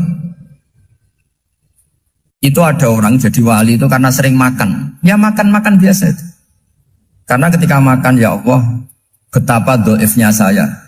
Katanya saya presiden, katanya saya rektor, saya kiai. Ternyata kalau nggak makan tuh lemes. Apa hebatnya makhluk yang bergantung makhluk yang lain, yaitu makanan. Nah karena seperti itu terus dia al-laja ilallah, terus dia sungkeman ning Allah. Betapa lemahnya saya. Sebab itu ketika Quran mengkritik dengan tanda kutip kemungkinan Tuhannya Isa bin Maryam, itu ngeritiknya sederhana Quran itu. Mal masih ibnu Maryam illa rasul qad khalas min qablihi rusul wa ummuhu siddiqah kana yaqulanit ta'am. Isa itu tidak Tuhan, wong dia makan. Kamu kebayang enggak misalnya punya Tuhan, wah tadi Tuhan mampir ke rumah saya, dia lemes. Setelah tak kasih makan sehat lagi gitu. Itu kan enggak kebayang. Tapi Tuhan marung di rumah saya, lemes tak gratisin, kayaknya enggak punya uang gitu. Setelah makan, wah gairah lagi. Kebayang nggak punya Tuhan seperti itu. Sehingga Quran kalau gejolak sederhana, karena yakulanit Tuhan. Sehingga wali-wali itu kalau makan itu sadar lemahnya dirinya, betapa dirinya tergantung makanan. Sesuatu yang tergantung itu artinya tidak hebat, tidak Tuhan. Jadi untuk menjadi wali, untuk menjadi dapat ridhonya Allah itu sebenarnya sederhana. Termasuk ada cara jadi wali yang agak kacau, tapi ini ya benar, asal niatnya benar. Misalnya Unisula besar, ya kurang besar lagi. Kita sudah punya uang, kurang banyak uang lagi. Itu Nabi Ayub, itu kan seorang nabi. Pernah diuji, ini ada di Sahih Bukhari. Nanti kamu tanya, hadisnya Sahih enggak? Ini ada di Sahih Bukhari. Kadang orang kota itu aneh, enggak ahli hadis tapi tanya, Sahih enggak? Padahal andekan dibodoni Sahih, ya ngandel saja. Jadi kadang ya aneh. Enggak tahu kok tanya itu Nabi Ayub itu sudah kaya, pas itu sudah kaya, bukan cerita yang masih miskin, memang sudah kaya. Beliau di kamar dihinggapin satu belalang dari emas. Setelah belalang itu dikejar, ternyata yang jenis itu banyak, semuanya dari emas. Ngambil sana sini, ini yang kesak ini dipenuhin, saku ini dipenuhin, sampai banyak. Sama Allah digojlok, kamu itu nabi saya. Kenapa kamu mengumpulkan harta sebanyak itu? Kamu itu nabi saya kok rakus? Jawabannya, ya Allah, siapa yang bisa kenyang dari rahmatmu? Gitu. Ya, jadi kalau kamu punya uang 1 miliar, kok ingin 1 miliar 100, ingin 1 miliar 200, itu cara ngitung bukan uang. Ya Allah, siapa yang bisa kenyang dari rahmatmu? Karena rahmat Allah tidak terbatas, sudah Gusti tenang saja. Meskipun saya gini, rahmat Anda tidak akan habis. Sehingga waroi ada ilmunya, tomak juga ada ilmunya, termasuk ragus itu juga ada ilmunya. Misalnya begini, ini contoh ragus yang ada ilmunya begini. Ini saya beri contoh. Mungkin yang boleh niru orang-orang soleh, kalau nggak soleh jangan. Imam Syafi'i ini cerita nyata. Imam Syafi'i itu dulu ketika ngaji masih muda itu nggak suka sama guru yang kaya. Kebetulan dia punya guru miskin terus. Namanya Sufyan As-Tsauri, itu miskinnya Masya Allah. Sufyan bin Uyainah juga miskin. Jadi dia miskin punya guru miskin terus, sehingga idolanya ya sama guru-guru yang miskin. Suatu saat guru-guru ini menyarankan dia ngaji Imam Malik. Imam Malik itu kaya raya. Itu babutnya Imam Malik kalau diinjek itu mata kakinya tidak kelihatan saking halusnya. Kalah Indonesia lah kalah. Imam Malik tuh gaya. Kalau ngaji di kursi tinggi terus pakai bukhur itu, pakai dupa Arab yang mahal. Pokoknya mewah kali Imam Malik. Terus dia mulai ini kiai kok kaya. Kemudian setelah beliau alim tanya, saya harus ngaji siapa setelah ilmu jenengan habis kira-kira gitu. Kata Imam Malik, sudah kamu tidak usah perlu ngaji saya, kamu sudah alim alama. Terus Imam Malik datang ke Baki. Zaman itu Baki itu semacam kayak rentalan ya, semacam Grab lah kalau dulu. Mana kafilah yang mau ke Irak?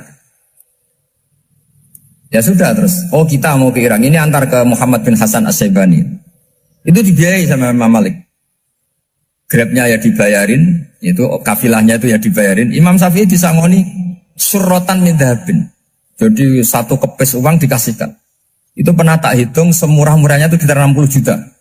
Imam Syafi'i mulai mikir, kiai yang saya kritik lomo, sing kiai miskin tak puji, gak pernah ngamal kan, tentu orang miskin. Setelah datang ke Muhammad bin Hasan As-Syaibani, beliau itu pakar usul fikih, muridnya Abu Hanifah. Beliau al-usuli, pakar usul fikih. Itu Muhammad bin Hasan As-Syaibani itu kalau ngitung emas, itu di ruang tamu. Uangnya miliaran, emasnya banyak. Dari kota ini dipindah ke kota ini, emas kalau ngitung di ruang tamu. Bukan di kamar, di ruang tamu. Imam Syafi'i tak kaget. Imam Malik kayak gitu sudah saya soal malah ini kaya raya. Setelah Imam Syafi'i kelihatan kaget, digojlok sama Muhammad bin Hasan As-Syaibani karena beliau senior. Ata'jabu min hadza, kamu aneh melihat ini? Iya. Kenapa? Ulama kok kaya raya. Terus kata Muhammad bin Hasan, ya sudah, uang ini tak kasihkan orang-orang fasik, binti gue demenan, gue nyabu, macam-macam. Oh jangan, nanti dipakai maksiat. Oh jenengan mau sing suka. Semenjak itu Imam Syafi'i rubah mindset. Jadi kalau kampus ini ingin akreditasi A, ingin mulia, ingin apa, kamu ridho kalau yang punya prestasi seperti itu adalah orang-orang fasik. Ridho enggak? Enggak kan? Maka didoakan ini. Nah itu namanya berpikir secara usuli. Kamu jangan hanya nuruti karena berpikir waroi terus kamu benci kekayaan. Tidak bisa seperti itu. Karena pangkat dan kekayaan ketika dikelola secara kesolehan maka akan menjadi energi positif yang luar biasa. Semenjak itu Muhammad bin Hasan As-Syaibani berhasil mendidik Imam Syafi'i. Sampai akhirnya keterusan Imam Syafi'i berpendapat kalau orang Islam bisa bikin rumah tingkat kok punya rumah reot, itu haram. Nah, ini keterusan. Kalau bisa jadi bupati, kok jadi ketua RT juga haram. Karena al-Islam ya'lu wala yu'la alaih. Islam itu luhur, bukan bisa diluhurin. Sehingga rata-rata orang Syafi'iyah, termasuk kiai-kiai Indonesia, itu rata-rata ya agak-agak politikus. Ya agak-agak kedonyan, mungkin sebagian kedonyan tenan gitu. Karena gak ridho gitu loh. Kalau kesempatan itu dikuasai orang fasik, kemudian menjadi kekuatan maksi. Coba kalau bupati itu orang yang fasik, kemudian programnya supaya rakyat seneng semalaman dangdutan yang purno misalnya, supaya rakyat seneng dibolehkan dugem, dibolehkan judi. Tapi kalau yang jabat orang soleh, kan ada beberapa perda yang menolak penyakit apa? Masyarakat. Jadi kamu jangan melihat bahwa kepangkatan ini hanya sebagai alat korupsi, alat otoriter, enggak. Asal kena orang soleh, maka ini menjadi energi kesolehan atau energi positif. Sebab itu ketika Allah muji para nabi yang soleh, diantaranya disifati apa? Faqad ataina ala Ibrahim al-kitab wal hikmata, terus ayat wa atainahum mulkan azim. Dan Nabi Ibrahim dan keluarganya tak kasih kerajaan yang besar. Nah sekarang masih banyak orang yang cara pandang ngapain bikin Unisula yang megah, ngapain berambisi punya akreditasi A dan sebagainya. Menyoal seperti itu salah secara usul fikih. Karena secara usul fikih kesempatan yang baik tentu harus diperjuangkan oleh orang-orang yang soleh. Karena ini supaya jadi otoritas yang positif. Itu dulu ada latihannya. Jadi orang dulu itu gampang sekali ketika milih miskin ditanya, kenapa miskin? Saya ingin hisab saya ringan. Tapi ketika mereka kaya, yang soleh, supaya harta ini tidak dipakai orang yang nanti dipakai maksiat. Kita misalnya orang soleh mau pangkat, karena kita ada ridho, kepangkatan itu dipegang orang maksiat, kemudian menjadi energi maksiat. Begitu juga seterusnya. Maka ulama dulu itu rileks. Sampai Nawawi Al-Bantani itu nanti bisa dicek di tafsir. Qul hal yastawil ladzina ya'lamuna wal ladzina la ya'lamun. Beliau muji-muji ulama. Kemudian ada seorang yang agak hasud mungkin. Tanya begini. Hebatnya ulama itu begini-begini. Terus ditanya, tapi kenapa kita sering melihat ulama ngantri proposal di rumahnya bupati kan? Sementara bupati nggak pernah datang ke ulama ngaji ihya. Jawabannya Imam Nawawi itu unik. Ya karena ulama itu tahu gunanya uang, sehingga nyari uang untuk pondok, untuk masjid. Sementara bupatinya tidak tahu gunanya ilmu, maka tidak pernah ngaji.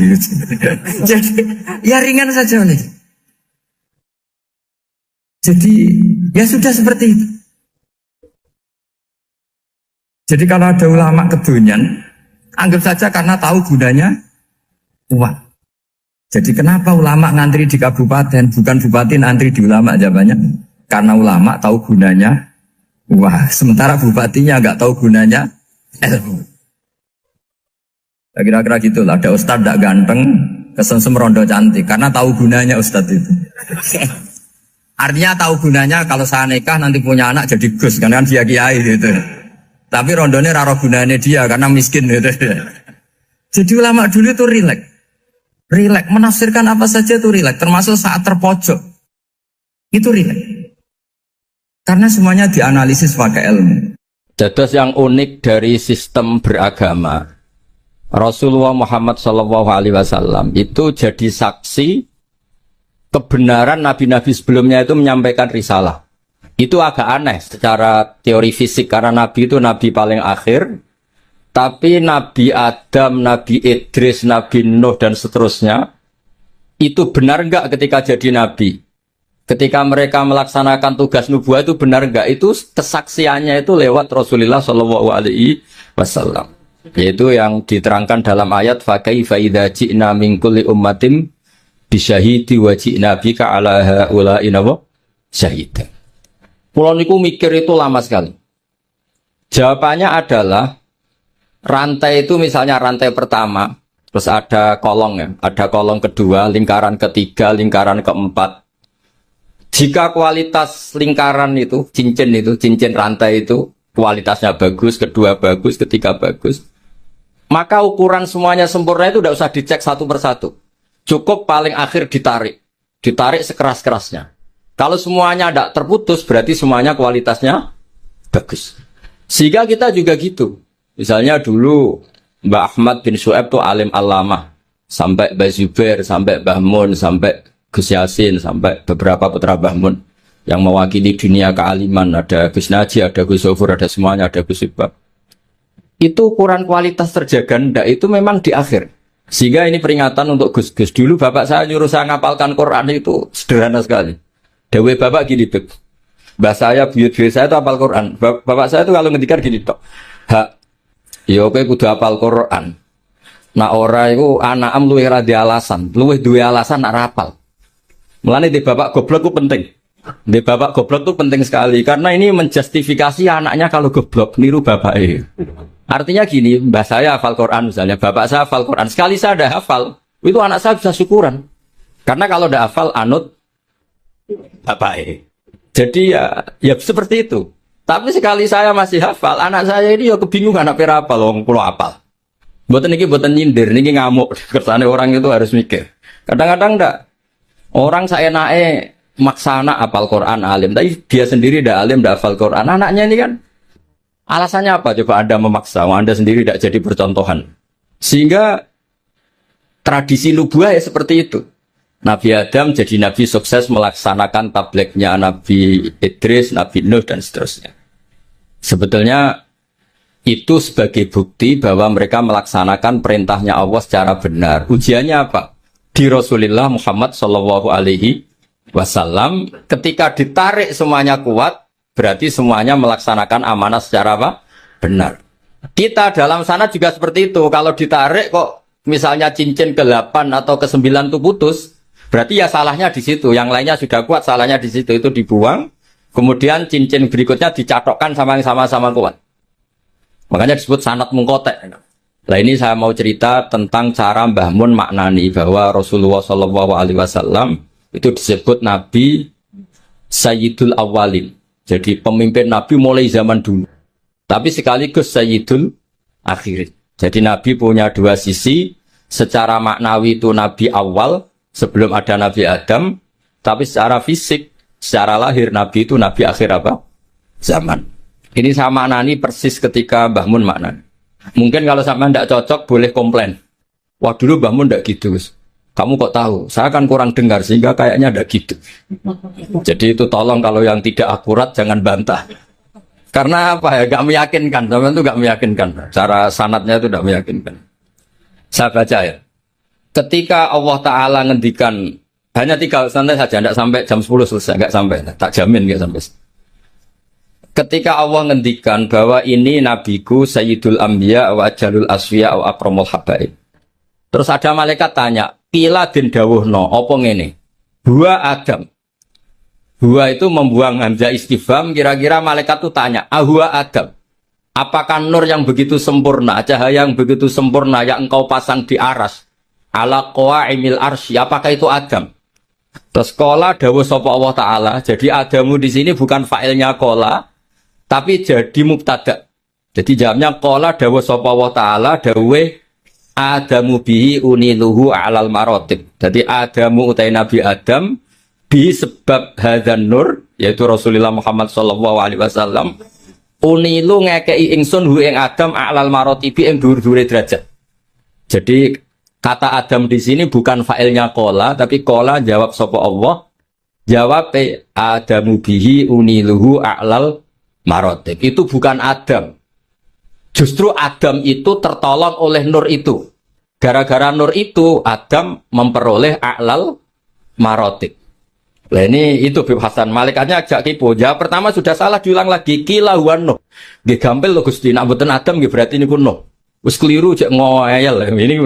Ini malaikat. Jadi ngeyel itu ya ono sanate. Karena malaikat dulu. Tapi mboten malaikat kata Jibril Mikael. Ini awamul malaikat. Jadi malaikat itu ada dua, ada awamul malaikah, itu ya kadang rodok berengkel ya, karena enggak malaikat papan atas. Nah malaikat yang ini yang ngendikan ataj'alu fiha mayusidu fiha wasfikut dima. Ini malaikat yang komplain ketika manusia jadi khalifah fil ard. Bukan akabirul malaikah kayak Jibril dan Mikail. Maka perlu dicatat malaikat itu ya ada dua kelas, ada kelas akabirul malaikah. Ini tidak pernah komplain, tidak pernah apa, semua perilakunya benar. Ada malaikat awamul malaikah. Ini ya rodok-rodok kadang berengkel. Ya rodok tapi tidak sampai maksiat boten, tapi ya rodok-rodok berengkel. Makanya protes ataj'alu fiha mayusidu fiha wasfikut. Gusti, coba keputusan engkau evaluasi lah. Masa Adam mimpin manusia? Itu nanti anak turunnya kan ya bikin kerusakan di bumi. Tolonglah dievaluasi lagi. Wong pangeran dikon apa? Wong gubernur itu evaluasi tersinggung. Lah ini pangeran dikon apa? Ngevaluasi lah, ini awamul malaika, bukan Jibril, bukan Mikail, ya bukan Israel. Terus kila huwa nuhun. Tadi kan malaikat jawab Adam itu salah, masih diulang lagi. Kalau ndak Adam ya berarti itu Nuh. Terus kala jawab sapa Allah, nuhun itu Nabi Nuh bihi bihadan nur iku yanju minal gharaq. Justru Nuh itu karena jasanya Nur Muhammad terbebas atau terselamatkan dari badai banjir. Yanju bihi minal ghoraki wa yahliku man khalafahu minal ahli wal aqarib. Terus kila, ini masih ngotot lagi, jawab dua kali salah, masih nebak lagi. Kila huwa Ibrahim. Kalau Adam enggak bener, roh enggak bener, yang nur itu berarti Ibrahim. Cara kula sing dadi malaikat iku jawab pertama salah, pun Gusti niku sinten. Tapi ini boten jawab salah aja nebak mah. Ya kalau ndak Adam ya Nuh. Keliru lagi ya kalau enggak Nuh ya Ibrahim. Ini rontok aneh malaikat ini. Kila didhawuhna pengene huwa hadan nur iku Ibrahim. Kala dawuh sapa Allah, Ibrahimu te Nabi Ibrahim sihi sebab anane Nur Muhammad iku taqumu dadi jumeneng atau dadi menang apa hujjatuhu. Argumentasine Nabi Ibrahim atau hujjah Ibrahim ala ubadil asnami ing atase pira-pira sing nyembah berhala wal kawabibi lan pira-pira perbintangan. Justru Ibrahim karena ada Nur Muhammad, dia punya kemampuan adu argumentasi mengalahkan para penyembah hala dan perbintangan. Sekolah niki saking takdim kula teng Gus Yasin, soalnya kalau roh Gus Yasin niku putrane Mbah Mun. Kula mboten khawatir roh nek beliau wakil gubernur niku mboten bagian kula. Jute nggih mboten ngangkat kula dadi pejabat Pemprov Jawa Tengah. Berarti taklem wakil gubernur nggih mboten nyafaati mun kula alam niki. Mboten drengki cerita mawon, mboten drengki. Karena niku kula senior Gus Yasin terus kula kalah nasab mungkin abe putrane guru kula tapi menang tua kula. Itu dalam aturan fikih yang harus dimuliakan asan nuhum sing lebih nopo tua. Pemenang ais rodok watak wato nus kudu wajib hormat. Lane sampean nak kalah nasab kudu menang umur. Menang umur suntune coplok wato-wato nus Gus Yasin kena kewajiban harus nopo hormat. Nah ini jelas menang nasab, menang umur, menang kegabian dan biasa. Niku pun boten saingan kita lah. Kula boten kepengen ya kompetisi jenengan pun. Mon kalah segaban, mon kalah lah pun. Tapi beliau dekat sama saya, pernah nilai kula teng dalem pas sama Habib Ahmad. Sampai Habib. Kula niku termasuk yang saya tiru dari Syekhina adalah ikramuhu lil habaib. Beliau begitu menghormati ahlul bait. Gene kula nggih saisa-isane kula nggih boten sesempurna Mbah Mun. Kula nggih boten nyanyi Mbah Mun. Terus kula ra niru persis itu selain ra iso ya saking takzim guru kok disaingi boten sae. Jadi nak gurune skore 9 ya sekene cukup 6 wis pokoke pantes-pantese ora persis napa. Guru mulane santri Anwar sing ora persis Mbah Mun niku tak anggap takzim. Mergo ora kepengin nyanyi kiyaine. Niku kula nggih atas santri Anwar. Kaji kok Sulam Taufik terus kali-kali maca Wahab koyo Mbah Mun. Gak apik Gus, nyanyi guru itu yes. Tapi apik. Lho kula dhek kanca sak kelas niki sini Gus Yasin. Niku kula niku kan riyen terkenal pinter. Mergi kula niku ya pun pinter melirin, kasusé pun melirin pinter. Nggih cuma napa nggih orang pati diakui banyak pihak, tapi kula nggih pun pinter lah. Buktine sekolah nggih munggah terus. Kula dhek kanca niku kurang ajar, tapi bener ya. Gus, nak pinter aja nemen-nemen, soleh aja nemen-nemen, kok swargamu awar Mbah Mun. Gak enak Gus sungkap. Masih terngiang-ngiang. Ora enak Gus, pengeloni widadari sungkan apa macam-macam sungkan. So ora usah Gus, soleh pas-pasan engko awar aku. Itu membentuk saya sampai sekarang. Sungkan dari swarga awar Kanjeng Nabi sungkan. Kepengen kula nggih beda kelas, kadang-kadang napa sowan. Ngawur mriyang. Iku nasihat ngawur tapi kula eling terus nganti saiki. Kula kadang nggih kepengin Gus soleh kados Mbah Mun kepengin akhir eling nasihat. Dah enggak usah lah. Pokoknya kalau Mbah Mun skornya 9 ya saya ngambil piro 8 atau 7. Masuk setuju aku setuju. Ya sampean kangen Mbah Mun sowan. Tapi justru sampai kamar. Utawa sak napa? Sak kelas. Dua Gus Yasin, milih sak kelas napa bener? Milih putih sampean. Sak kelas napa sak ngisore? Sak kelas itu resikonya 2, 1 ngelamak, 2 sungkan. Jadi kadang-kadang nasihatnya ora jelas itu ya masuk akal. Mau itu jelas kanca kula ora jelas, anggere rape munggah itu syafaat. Riyen di MGS itu ada sistem begini, ada kiai tukang nyafaati, namanya Kiai Fakih Gus. Itu kalau anak gak naik kelas ditanya. Cung, nak munggah kelas ki ape ning ndi? Terminal, Mbah. Oh iku mesti diunggahno. Jare Mbah Fakih, aku ora kedosan aja iki dadi canakal meneh. Mun iki ilmune kiai, mboten ilmune birokrasi. Tapi ana neh takoki, "Cung, kene ora munggah yo apa?" Nggih kula baleni, Mbah, ya ora munggah sing sabar. Karena berita itu bocor secara masif, dulu belum ada WA, Gus. Tapi masyhur, Gus. Itu angger ra munggah yo, engko nek ditakoki Mbah Fakih muni terminal. Oh, itu sudah akhirnya sak kelas munggah kabeh. Jadi APU yo kadang dimanfaatkan wong macam-macam. Jadi saat ini buatan enter sistem itu sudah hilang. Sistem apa? Syafaat. Ya kiai ngono yo aneh-aneh sih madzhab. Jadi daripada ning terminal aku kedosa wong dadi canakal meneh. Jadi diunggahno. Ya rada masuk akal kula badan ramno niku gados sih kapan-kapan gitu. Ilmu kula niku kathah, mergi guru kula kathah. Jadi kadang-kadang ilmu iku yo bapak kula niku ndek pondok ora pati kakan pelaturan. Jadi bapak kula kiai iku bengkel. Nek ora siap nata bocah mbulet yo ora usah dadi kiai. Mosok bengkel sing moro-rono mobil mewah, mobil waras, mesti sing rodok rusak. Ya kiai madzhabe macam-macam. Ya ana sing madzhab protektif, lan santri nakal-nakal iki pondok apa sarang. Tahu sih sampean ngono. Kula wong saleh ra tau muni ngono. Dadi kiai iku ya butuh ijtihad. Terus pokoke ngoten lah sampean oleh ra setuju lah wong kula ya ora maksum iso wae salah. Cuma luwih sering sampean lah salah gitu. Kula mun ngajine mun kathah lah. Mun kula terus. Mboten iki kula spesial karena takdim saya kepada Gus Yasin. Ini makna persis ketika saya ngaji sama Mbah Mun. Jadi lafat Adam Nuh itu bukan failnya kola. Kola jawab sapa Allah. Adamu utai Nabi Adam sebab anane Nur Muhammad iku uniluhu a'lal marotib terus. Lho niku kula niku apal tiba sampean ora usah ragu. Kula nggo kitab iku mau tawaduk tok, asline apal. Mbok niku mboten sombong niku fakta. Nah sampean muni rapal iku ora tawaduk, pancen apal. Dadi iku bedane kula mbek sampean. Mboten sampean ya apal cuma tawaduk mon-mon ben sampean marem. Kila den dawuhno iki malaikate ya rondok saenake wis jawab tira keliru cek. Gua Musa. Nah Adam keliru, Nuh keliru, Ibrahim keliru, nggih berarti niku Musa. Jadi dereng nyerah ijek tebak-tebakan, terus kuis. Jawab ya. Terus kala dawuh sapa Allah Musa akhuhu. Utai Musa iku akhuhu dulure Kanjeng Nabi Muhammad sallallahu alaihi wasallam, pasti dulur dalam hal sama-sama ikhwanihi minal anbiya wal mursalin, walakin hadza habibun. Musa itu habib, walakin hadza tapi nek iki Muhammad iku habibun wong sing tak senengi, wa Musa kalimu wa mukhatib. Terus terakhir jawab kila wa Isa. Terus kala jawab sapa Allah, Isa utai Nabi Isa yubasyiru. Iku sing nggo berita gembira sapa Isa bi kelawan Muhammad utawa Nur Muhammad. La wa huwa Nabi Isa bena denubuati pas ngarepe kenabiane Nabi Muhammad iku kal hajib. Kaya dene alis. Maksudnya Isa iku persis posisi sebelumnya Nur Muhammad sallallahu alaihi wasallam. Terus kula suwun kenangan ini penting sekali dari guru kita Kiai Haji Maimun Zubair. Karena konstruksi kenabian Rasulullah Shallallahu Alaihi Wasallam niku unik. Mulane niku kalau mangke badhe maos berjanji, terus terakhir kalau maos beberapa bed dari Simtud Duror, terus sampun. Niki terus wonten waktu pinten niki. Cek wonten terus berapa jam cukup lah. Kanggo wong cerdas cukup. Nah niki kanggo wong cerdas cukup. Kalau terus emot, niki rungokno tenan. Niki boten guyon tenan.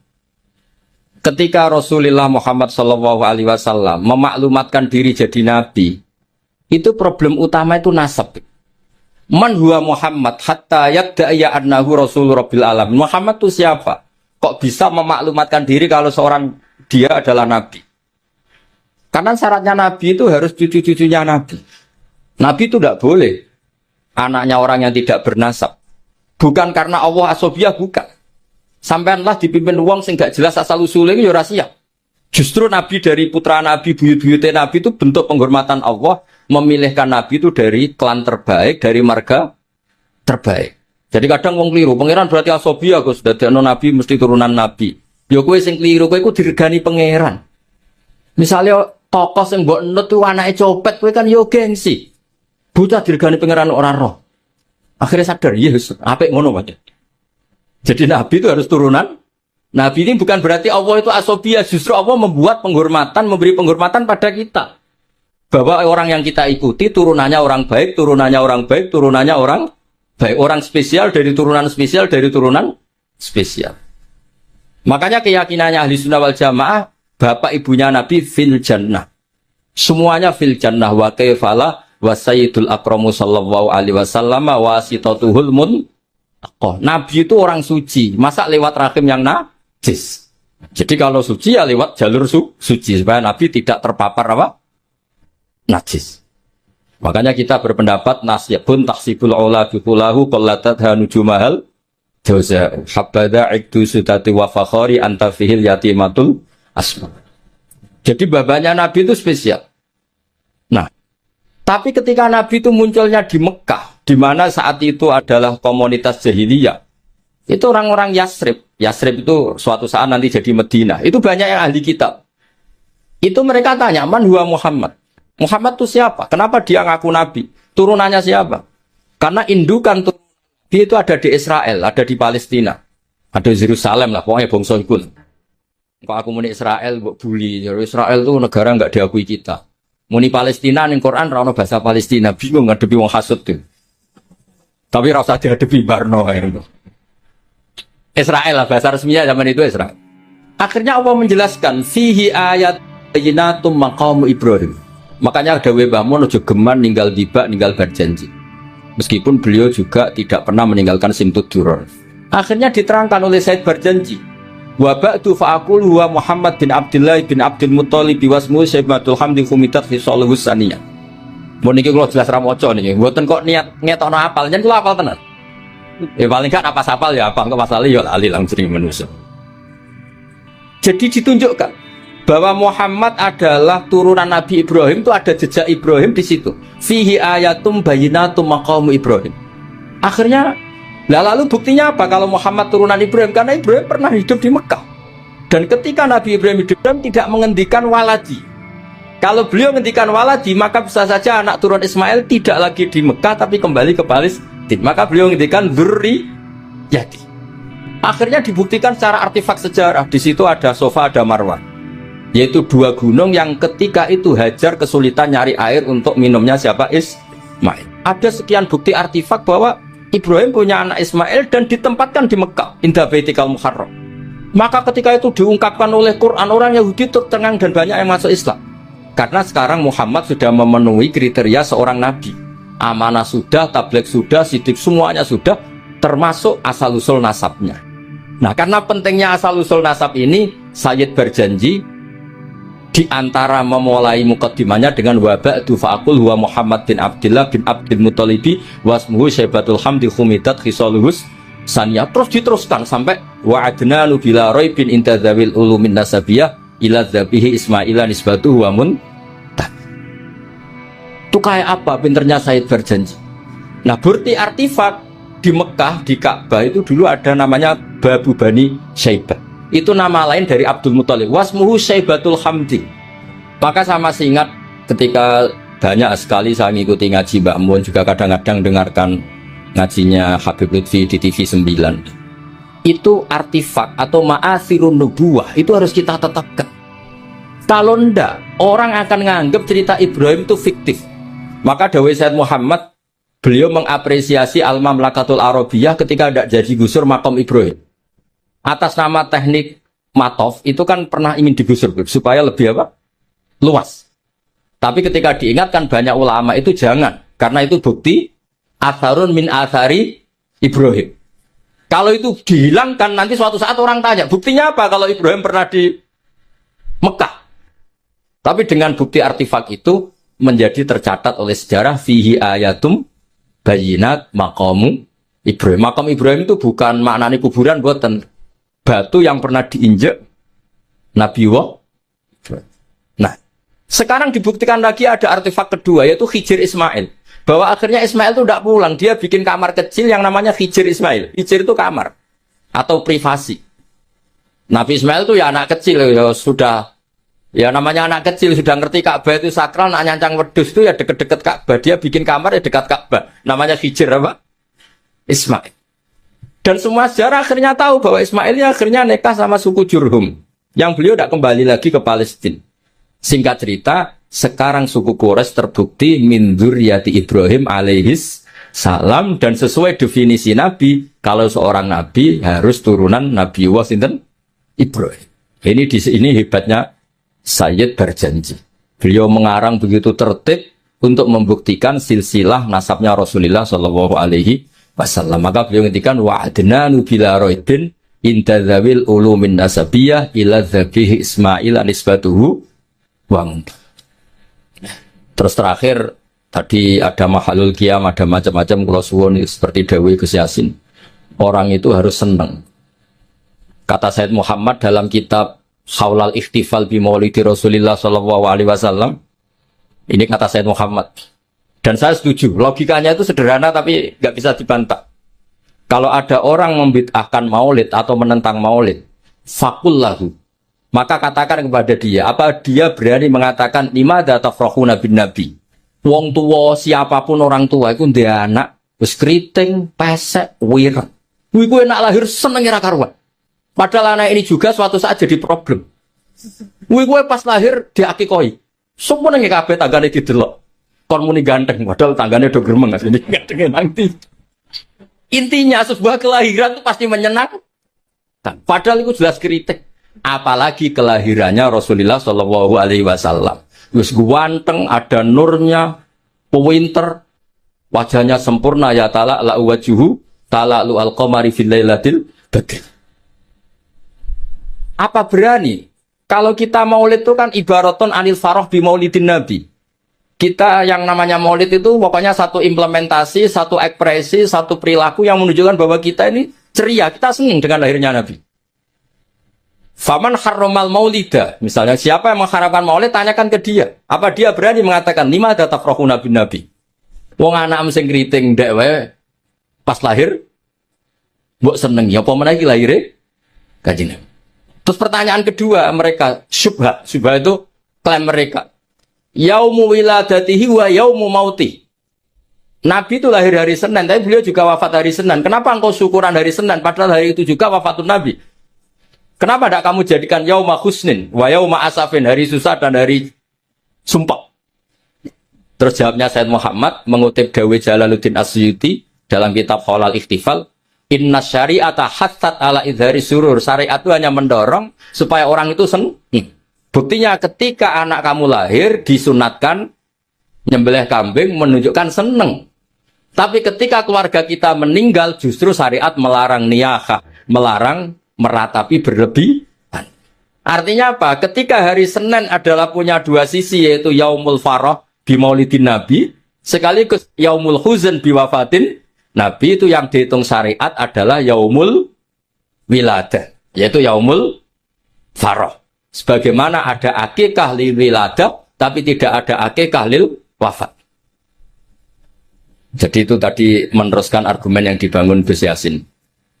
Terus kemudian implementasi seneng itu macam-macam. Kalau Sayyid Ali yang punya Simtud Duror meredaksikan walana busyra bisa'din mustamirin laisa yan fathaisu utina atau an jama'al fakhrul mu'abbad. Walana lan ikut duwe kita al busyra te seneng banget. Bisa'din kelan anane kebahagiaan mustamirin kang abadi. Laisa kang ora ana apa sakduyan fatu bakal ilang apa sakdu. Kita ini harus selalu senang dan senang terus menerus. Yang kesenangan ini tidak mungkin habis. Haitsu utina atoan, karena kita diberi hadiah diwujudin Mustafa dengan adanya Kanjeng Nabi sing jama'al fakhrul mu'abbad, yang mengumpulkan semua keagungan yang abadi. Terus kalau berjanji tiba ada istilah sa'da abdun qatamalla wanjala anhul hazinu. Akan bahagia orang yang menikmati lahirnya Nabi dan wanjala anhul hazinu, sifat susahnya akan hilang. Ada lagi bentuk bait busyrolana apa? Nilnal muna zalal ana wafalana. Busyrolana kita senang, nalal muna kita mendapat, nilnal muna kita mendapat yang kita inginkan. Zalal ana yang repot-repot menjadi hilang, wafalhana yang nyaman menjadi datang.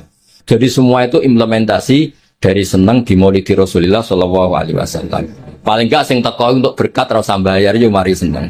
Mulane kula suwun nak maulid itu aja tarikan teman-teman, marahi sing ora seneng. Jadi niat maulid kudu sing seneng, minimal gak tarian. Bing sing teko iku seneng. Ya tapi nak kowe iku maulid kok seneng terus gak urun iku ya ora didikane Kanjeng Nabi. Wah atur-atur dhewe lah. Pokoke niki kula dhewe ora pati paham, mungkin niki pokoke ngono lah. Niki dados kula suwun nak maca tiba, maca Simtud Duror berjanji dijiwai. Termasuk kenapa harus ada penjelasan nasabnya Rasulullah Shallallahu Alaihi Wasallam. Dan akhirnya orang yang Yahudi, orang Nasrani tahu bahwa Rasulullah Muhammad ini orang yang luar biasa. Ternyata beliau lahir dari rahim seorang nabi, yaitu Nabi Ibrahim. Berarti nggak ada bedanya dong. Mereka mengatakan nabi kan Yusuf bin Yakub bin Ishak bin Ibrahim, Al-Karim Ibnul Karim. Mereka terus tanya, lalu Muhammad anaknya siapa? Akhirnya Allah memberi penjelasan fihi ayatum bayyinatum maqamu Ibrahim. Muhammad adalah turunan Khalilur Rahman Ibrahim. Buktinya apa? Di situ ada jejak Ibrahim. Dan Ibrahim saat meninggalkan Mekah, lalu ada pertanyaan, lah kenapa Ibrahim makamnya di Hebron di Israel? Ibrahimnya pulang tapi anaknya ditinggal, yaitu dengan menjelaskan inni askantu min dzurriyyati biwadin ghairi dzi zar'in inda baitikal muharram. Dengan demikian clear bahwa suku Quraisy adalah suku yang lahir dari Khalilur Rahman Ibrahim alaihis salam. Dan semuanya punya tradisi yang luhur. Nah tradisi ini yang terus dipuji oleh beberapa kitab madaih. Tarakus sifah hafalam yusibhum aruhu min adami wa ila abihi wa ummihi hafidhul ilahu karomatan li Muhammadin abahul amjada saunal ismi. Jadi hafidhul jogo sapa ilahu pangeran. Karomatan krono ngekei penghormatan di Muhammadin kedua Nabi Muhammad. Abau ing mbambahe Kanjeng Nabi al amjada sing luhur-luhur. Saunan krono ngersol ismi maring asmane Nabi. Nabi nanti kan pasti mengharamkan zina, itu pasti. Maka bapaknya ya tidak pernah zina, mbahnya ya nggak pernah zina. Jangan sampai ada perkataan Nabi ngaramkan kemudian dituduh mbah-mbahmu ya seperti itu. Maka di antara Syama'il, di antara kelebihan Nabi adalah babanya apa? Tarokus sifaha falam yusibhum aruhu. Taroku podo ninggal sapa babae Nabi asifaha ing perzinaan. Falam yusib mongko ora mekenani hum ing abaan Nabi apa aruhu cacate zina min adami wa ila abihi wa ummi. Terus kula suwun niki wonten Habib Hasan niki nggih. Kanca kula sangat mahabbah beliau sering ketemu kula seneng sekali kalau pernah ditiliki. Tapi nak ngundang dinego karena kula niku kan pondok kula niku pondok Quran, ini perlu dimaklumi. Pondok Quran itu benten nggih, kalau pondok kitab itu anak 100 diujar sekali bisa, Beb. Tapi kalau pondok Quran 5 saja bingung no, mergo story sitok. Ya ono sing lanyas, setengah macam-macam. Nah, mana percaya jajal setor kula. Enggak terus gak hatam-hatam. Sampai kiai ini bingung. Fam baca fanjo. Bareng wae alimun hakim. Kiai ini lagi alim, hakimun alim. Boten Mbah niki kira. Kiai dibantah. Kono alimun hakim, ono sing hakimun. Ngene zaman kula riyen setor falamma dzahabu bisalah. Diganti wawu walamma dzahabu bi surat Yusuf ono falamma ono napa? Mung sampean Yasin wae ingkana la sihatu wa tatan faidhum qomidun barang wis faidhum jamila dirap turun balik faidhum qomidun. Jare sing ngaji agak barbar balik ning arep. Lagi Yasin wae ngono apa menesak Quran. Kadang ndase watin gurine wa tawasobil haqqi wa tawasobil sabr. Wong ndase watin kok ilal ladzina amanu wa amilus sholihat wa tawasobil. Iku malaikat Jibril bingung ngadepi. Ki piye ngarepe watini kok gurine wal asli. Nak politik kombinasi nasionalis religius iki Quran. Terus itu Beb yang menjadikan saya tidak mudah menerima undangan kecuali pernah sepuh keluarga guru karena iktidar lah saya ini memang pondok saya warisan dari bapak itu pondok Quran jadi ya masyhul memang benar-benar saya ini sibuk. Untungnya agak diangkat pegawai Pemprov Gus Yasin tadi makanya orientasi terbaik saking sunnah nabawiyah gini ku keberlangsungan. Terus kalau sering belajar tentang kitab-kitab samawi kitab-kitab sing diriwayataken beberapa ulama ahli kitab sing pun disaken kalian ashabu Rasulillah sallallahu alaihi wasallam. Niku riyen Nabi Ibrahim niku pertama dadi Khalilur Rahman. Kekasih Allah Khalilur Rahman. Niku mergi piyambake nu tersiksa. Tersiksa protes. Terus kadang tiang saya niku kudu protes. Tapi protes bukan kita demo. Protes itu tidak harus demo, protes. Ya Allah, dunia ini tidak fair. Engkau yang Tuhan, engkau zat yang begitu penting, engkau zat yang menciptakan langit dan bumi, engkau zat yang memberi rizki, yang bikin air, bikin oksigen, semua kebutuhan manusia, kemudian mereka tidak kenal engkau. Ini tidak fair. Jadi beliau itu tiap malam itu ngumpat. Ini enggak fair dunia ini. Engkau yang begitu penting, pencipta langit bumi, engkau begitu penting yang menciptakan air, menciptakan kebutuhan manusia, kemudian mereka tidak kenal engkau, ini tidak fair. Ini tidak benar. Jadi sering marah. Karena sampean nggak bisa bayangkan kan apapun hebatnya presiden atau menteri atau rektor atau kiai itu nang desa nggak dikenali statusnya diundang lek apa ning dilek itu gak keren blas. Karena ya sama kan, misalnya Habib Soleh Alatos, muridnya Said Umar punya Mbah Mun terus nang desa diundang pening dilek itu kan gak keren blas. Awal dari keren tetap dikenal. Nah kemudian orang itu tidak kenal Allah. Makanya terus beliau sujud berkali-kali, ya Allah, sama siapa munajatnya beliau. Innahu la yahzununi alla ara ahadan fil ardi ya'buduka ghairi. Jadi cara Kiai Sarang namanya innahu sak temene kelakuan la yahzunu, yektene nyusano ni ing ingsun, nyusano banget karena pakai lam taukid. Innahu sak temene kelakuan la yahzunu, yektene nyusano banget ni ing ingsun. Apa sing nyusano an? Apa sedene kelakuan la ara ora ningali ingsun fil ardi ing dalam bumi. Ahad dan ing wong suwiji ya'budu kang nyembah sapa ahad ka ing panjenengan wiri saliyane ingsun. Ya Allah, sungguh saya sangat susah. Karena engkau zat yang begitu penting, kemudian yang tahu kalau engkau Tuhan itu hanya saya. Sampean ngenes enggak misalnya ada orang melihat saya Umar Hafid kemudian enggak tahu kalau beliau orang alim. Sampean sebagai muridnya ngenes enggak? Ngenes kan? Ada orang memperlakukan Mbah Mun tidak tahu kalau beliau seorang alim alama. Kita sebagai santrinya ngenes enggak? Ngenes. Lah ini Allah yang Tuhan, kemudian orang tidak ada yang memperlakukan dia sebagai Tuhan. Bahkan nyebut saja tidak mau. Itu ketersiksaannya Nabi Ibrahim. Kalau kita kan tersiksa mergo ora duwe, ora payu rabi, terus sing wis payu rabi ra iso wayo, ya gitu ya. Macam-macam kesulitan. Itu jadi wali itu sudah berat karena orientasinya agak tentang Allah tapi tentang diri sendiri.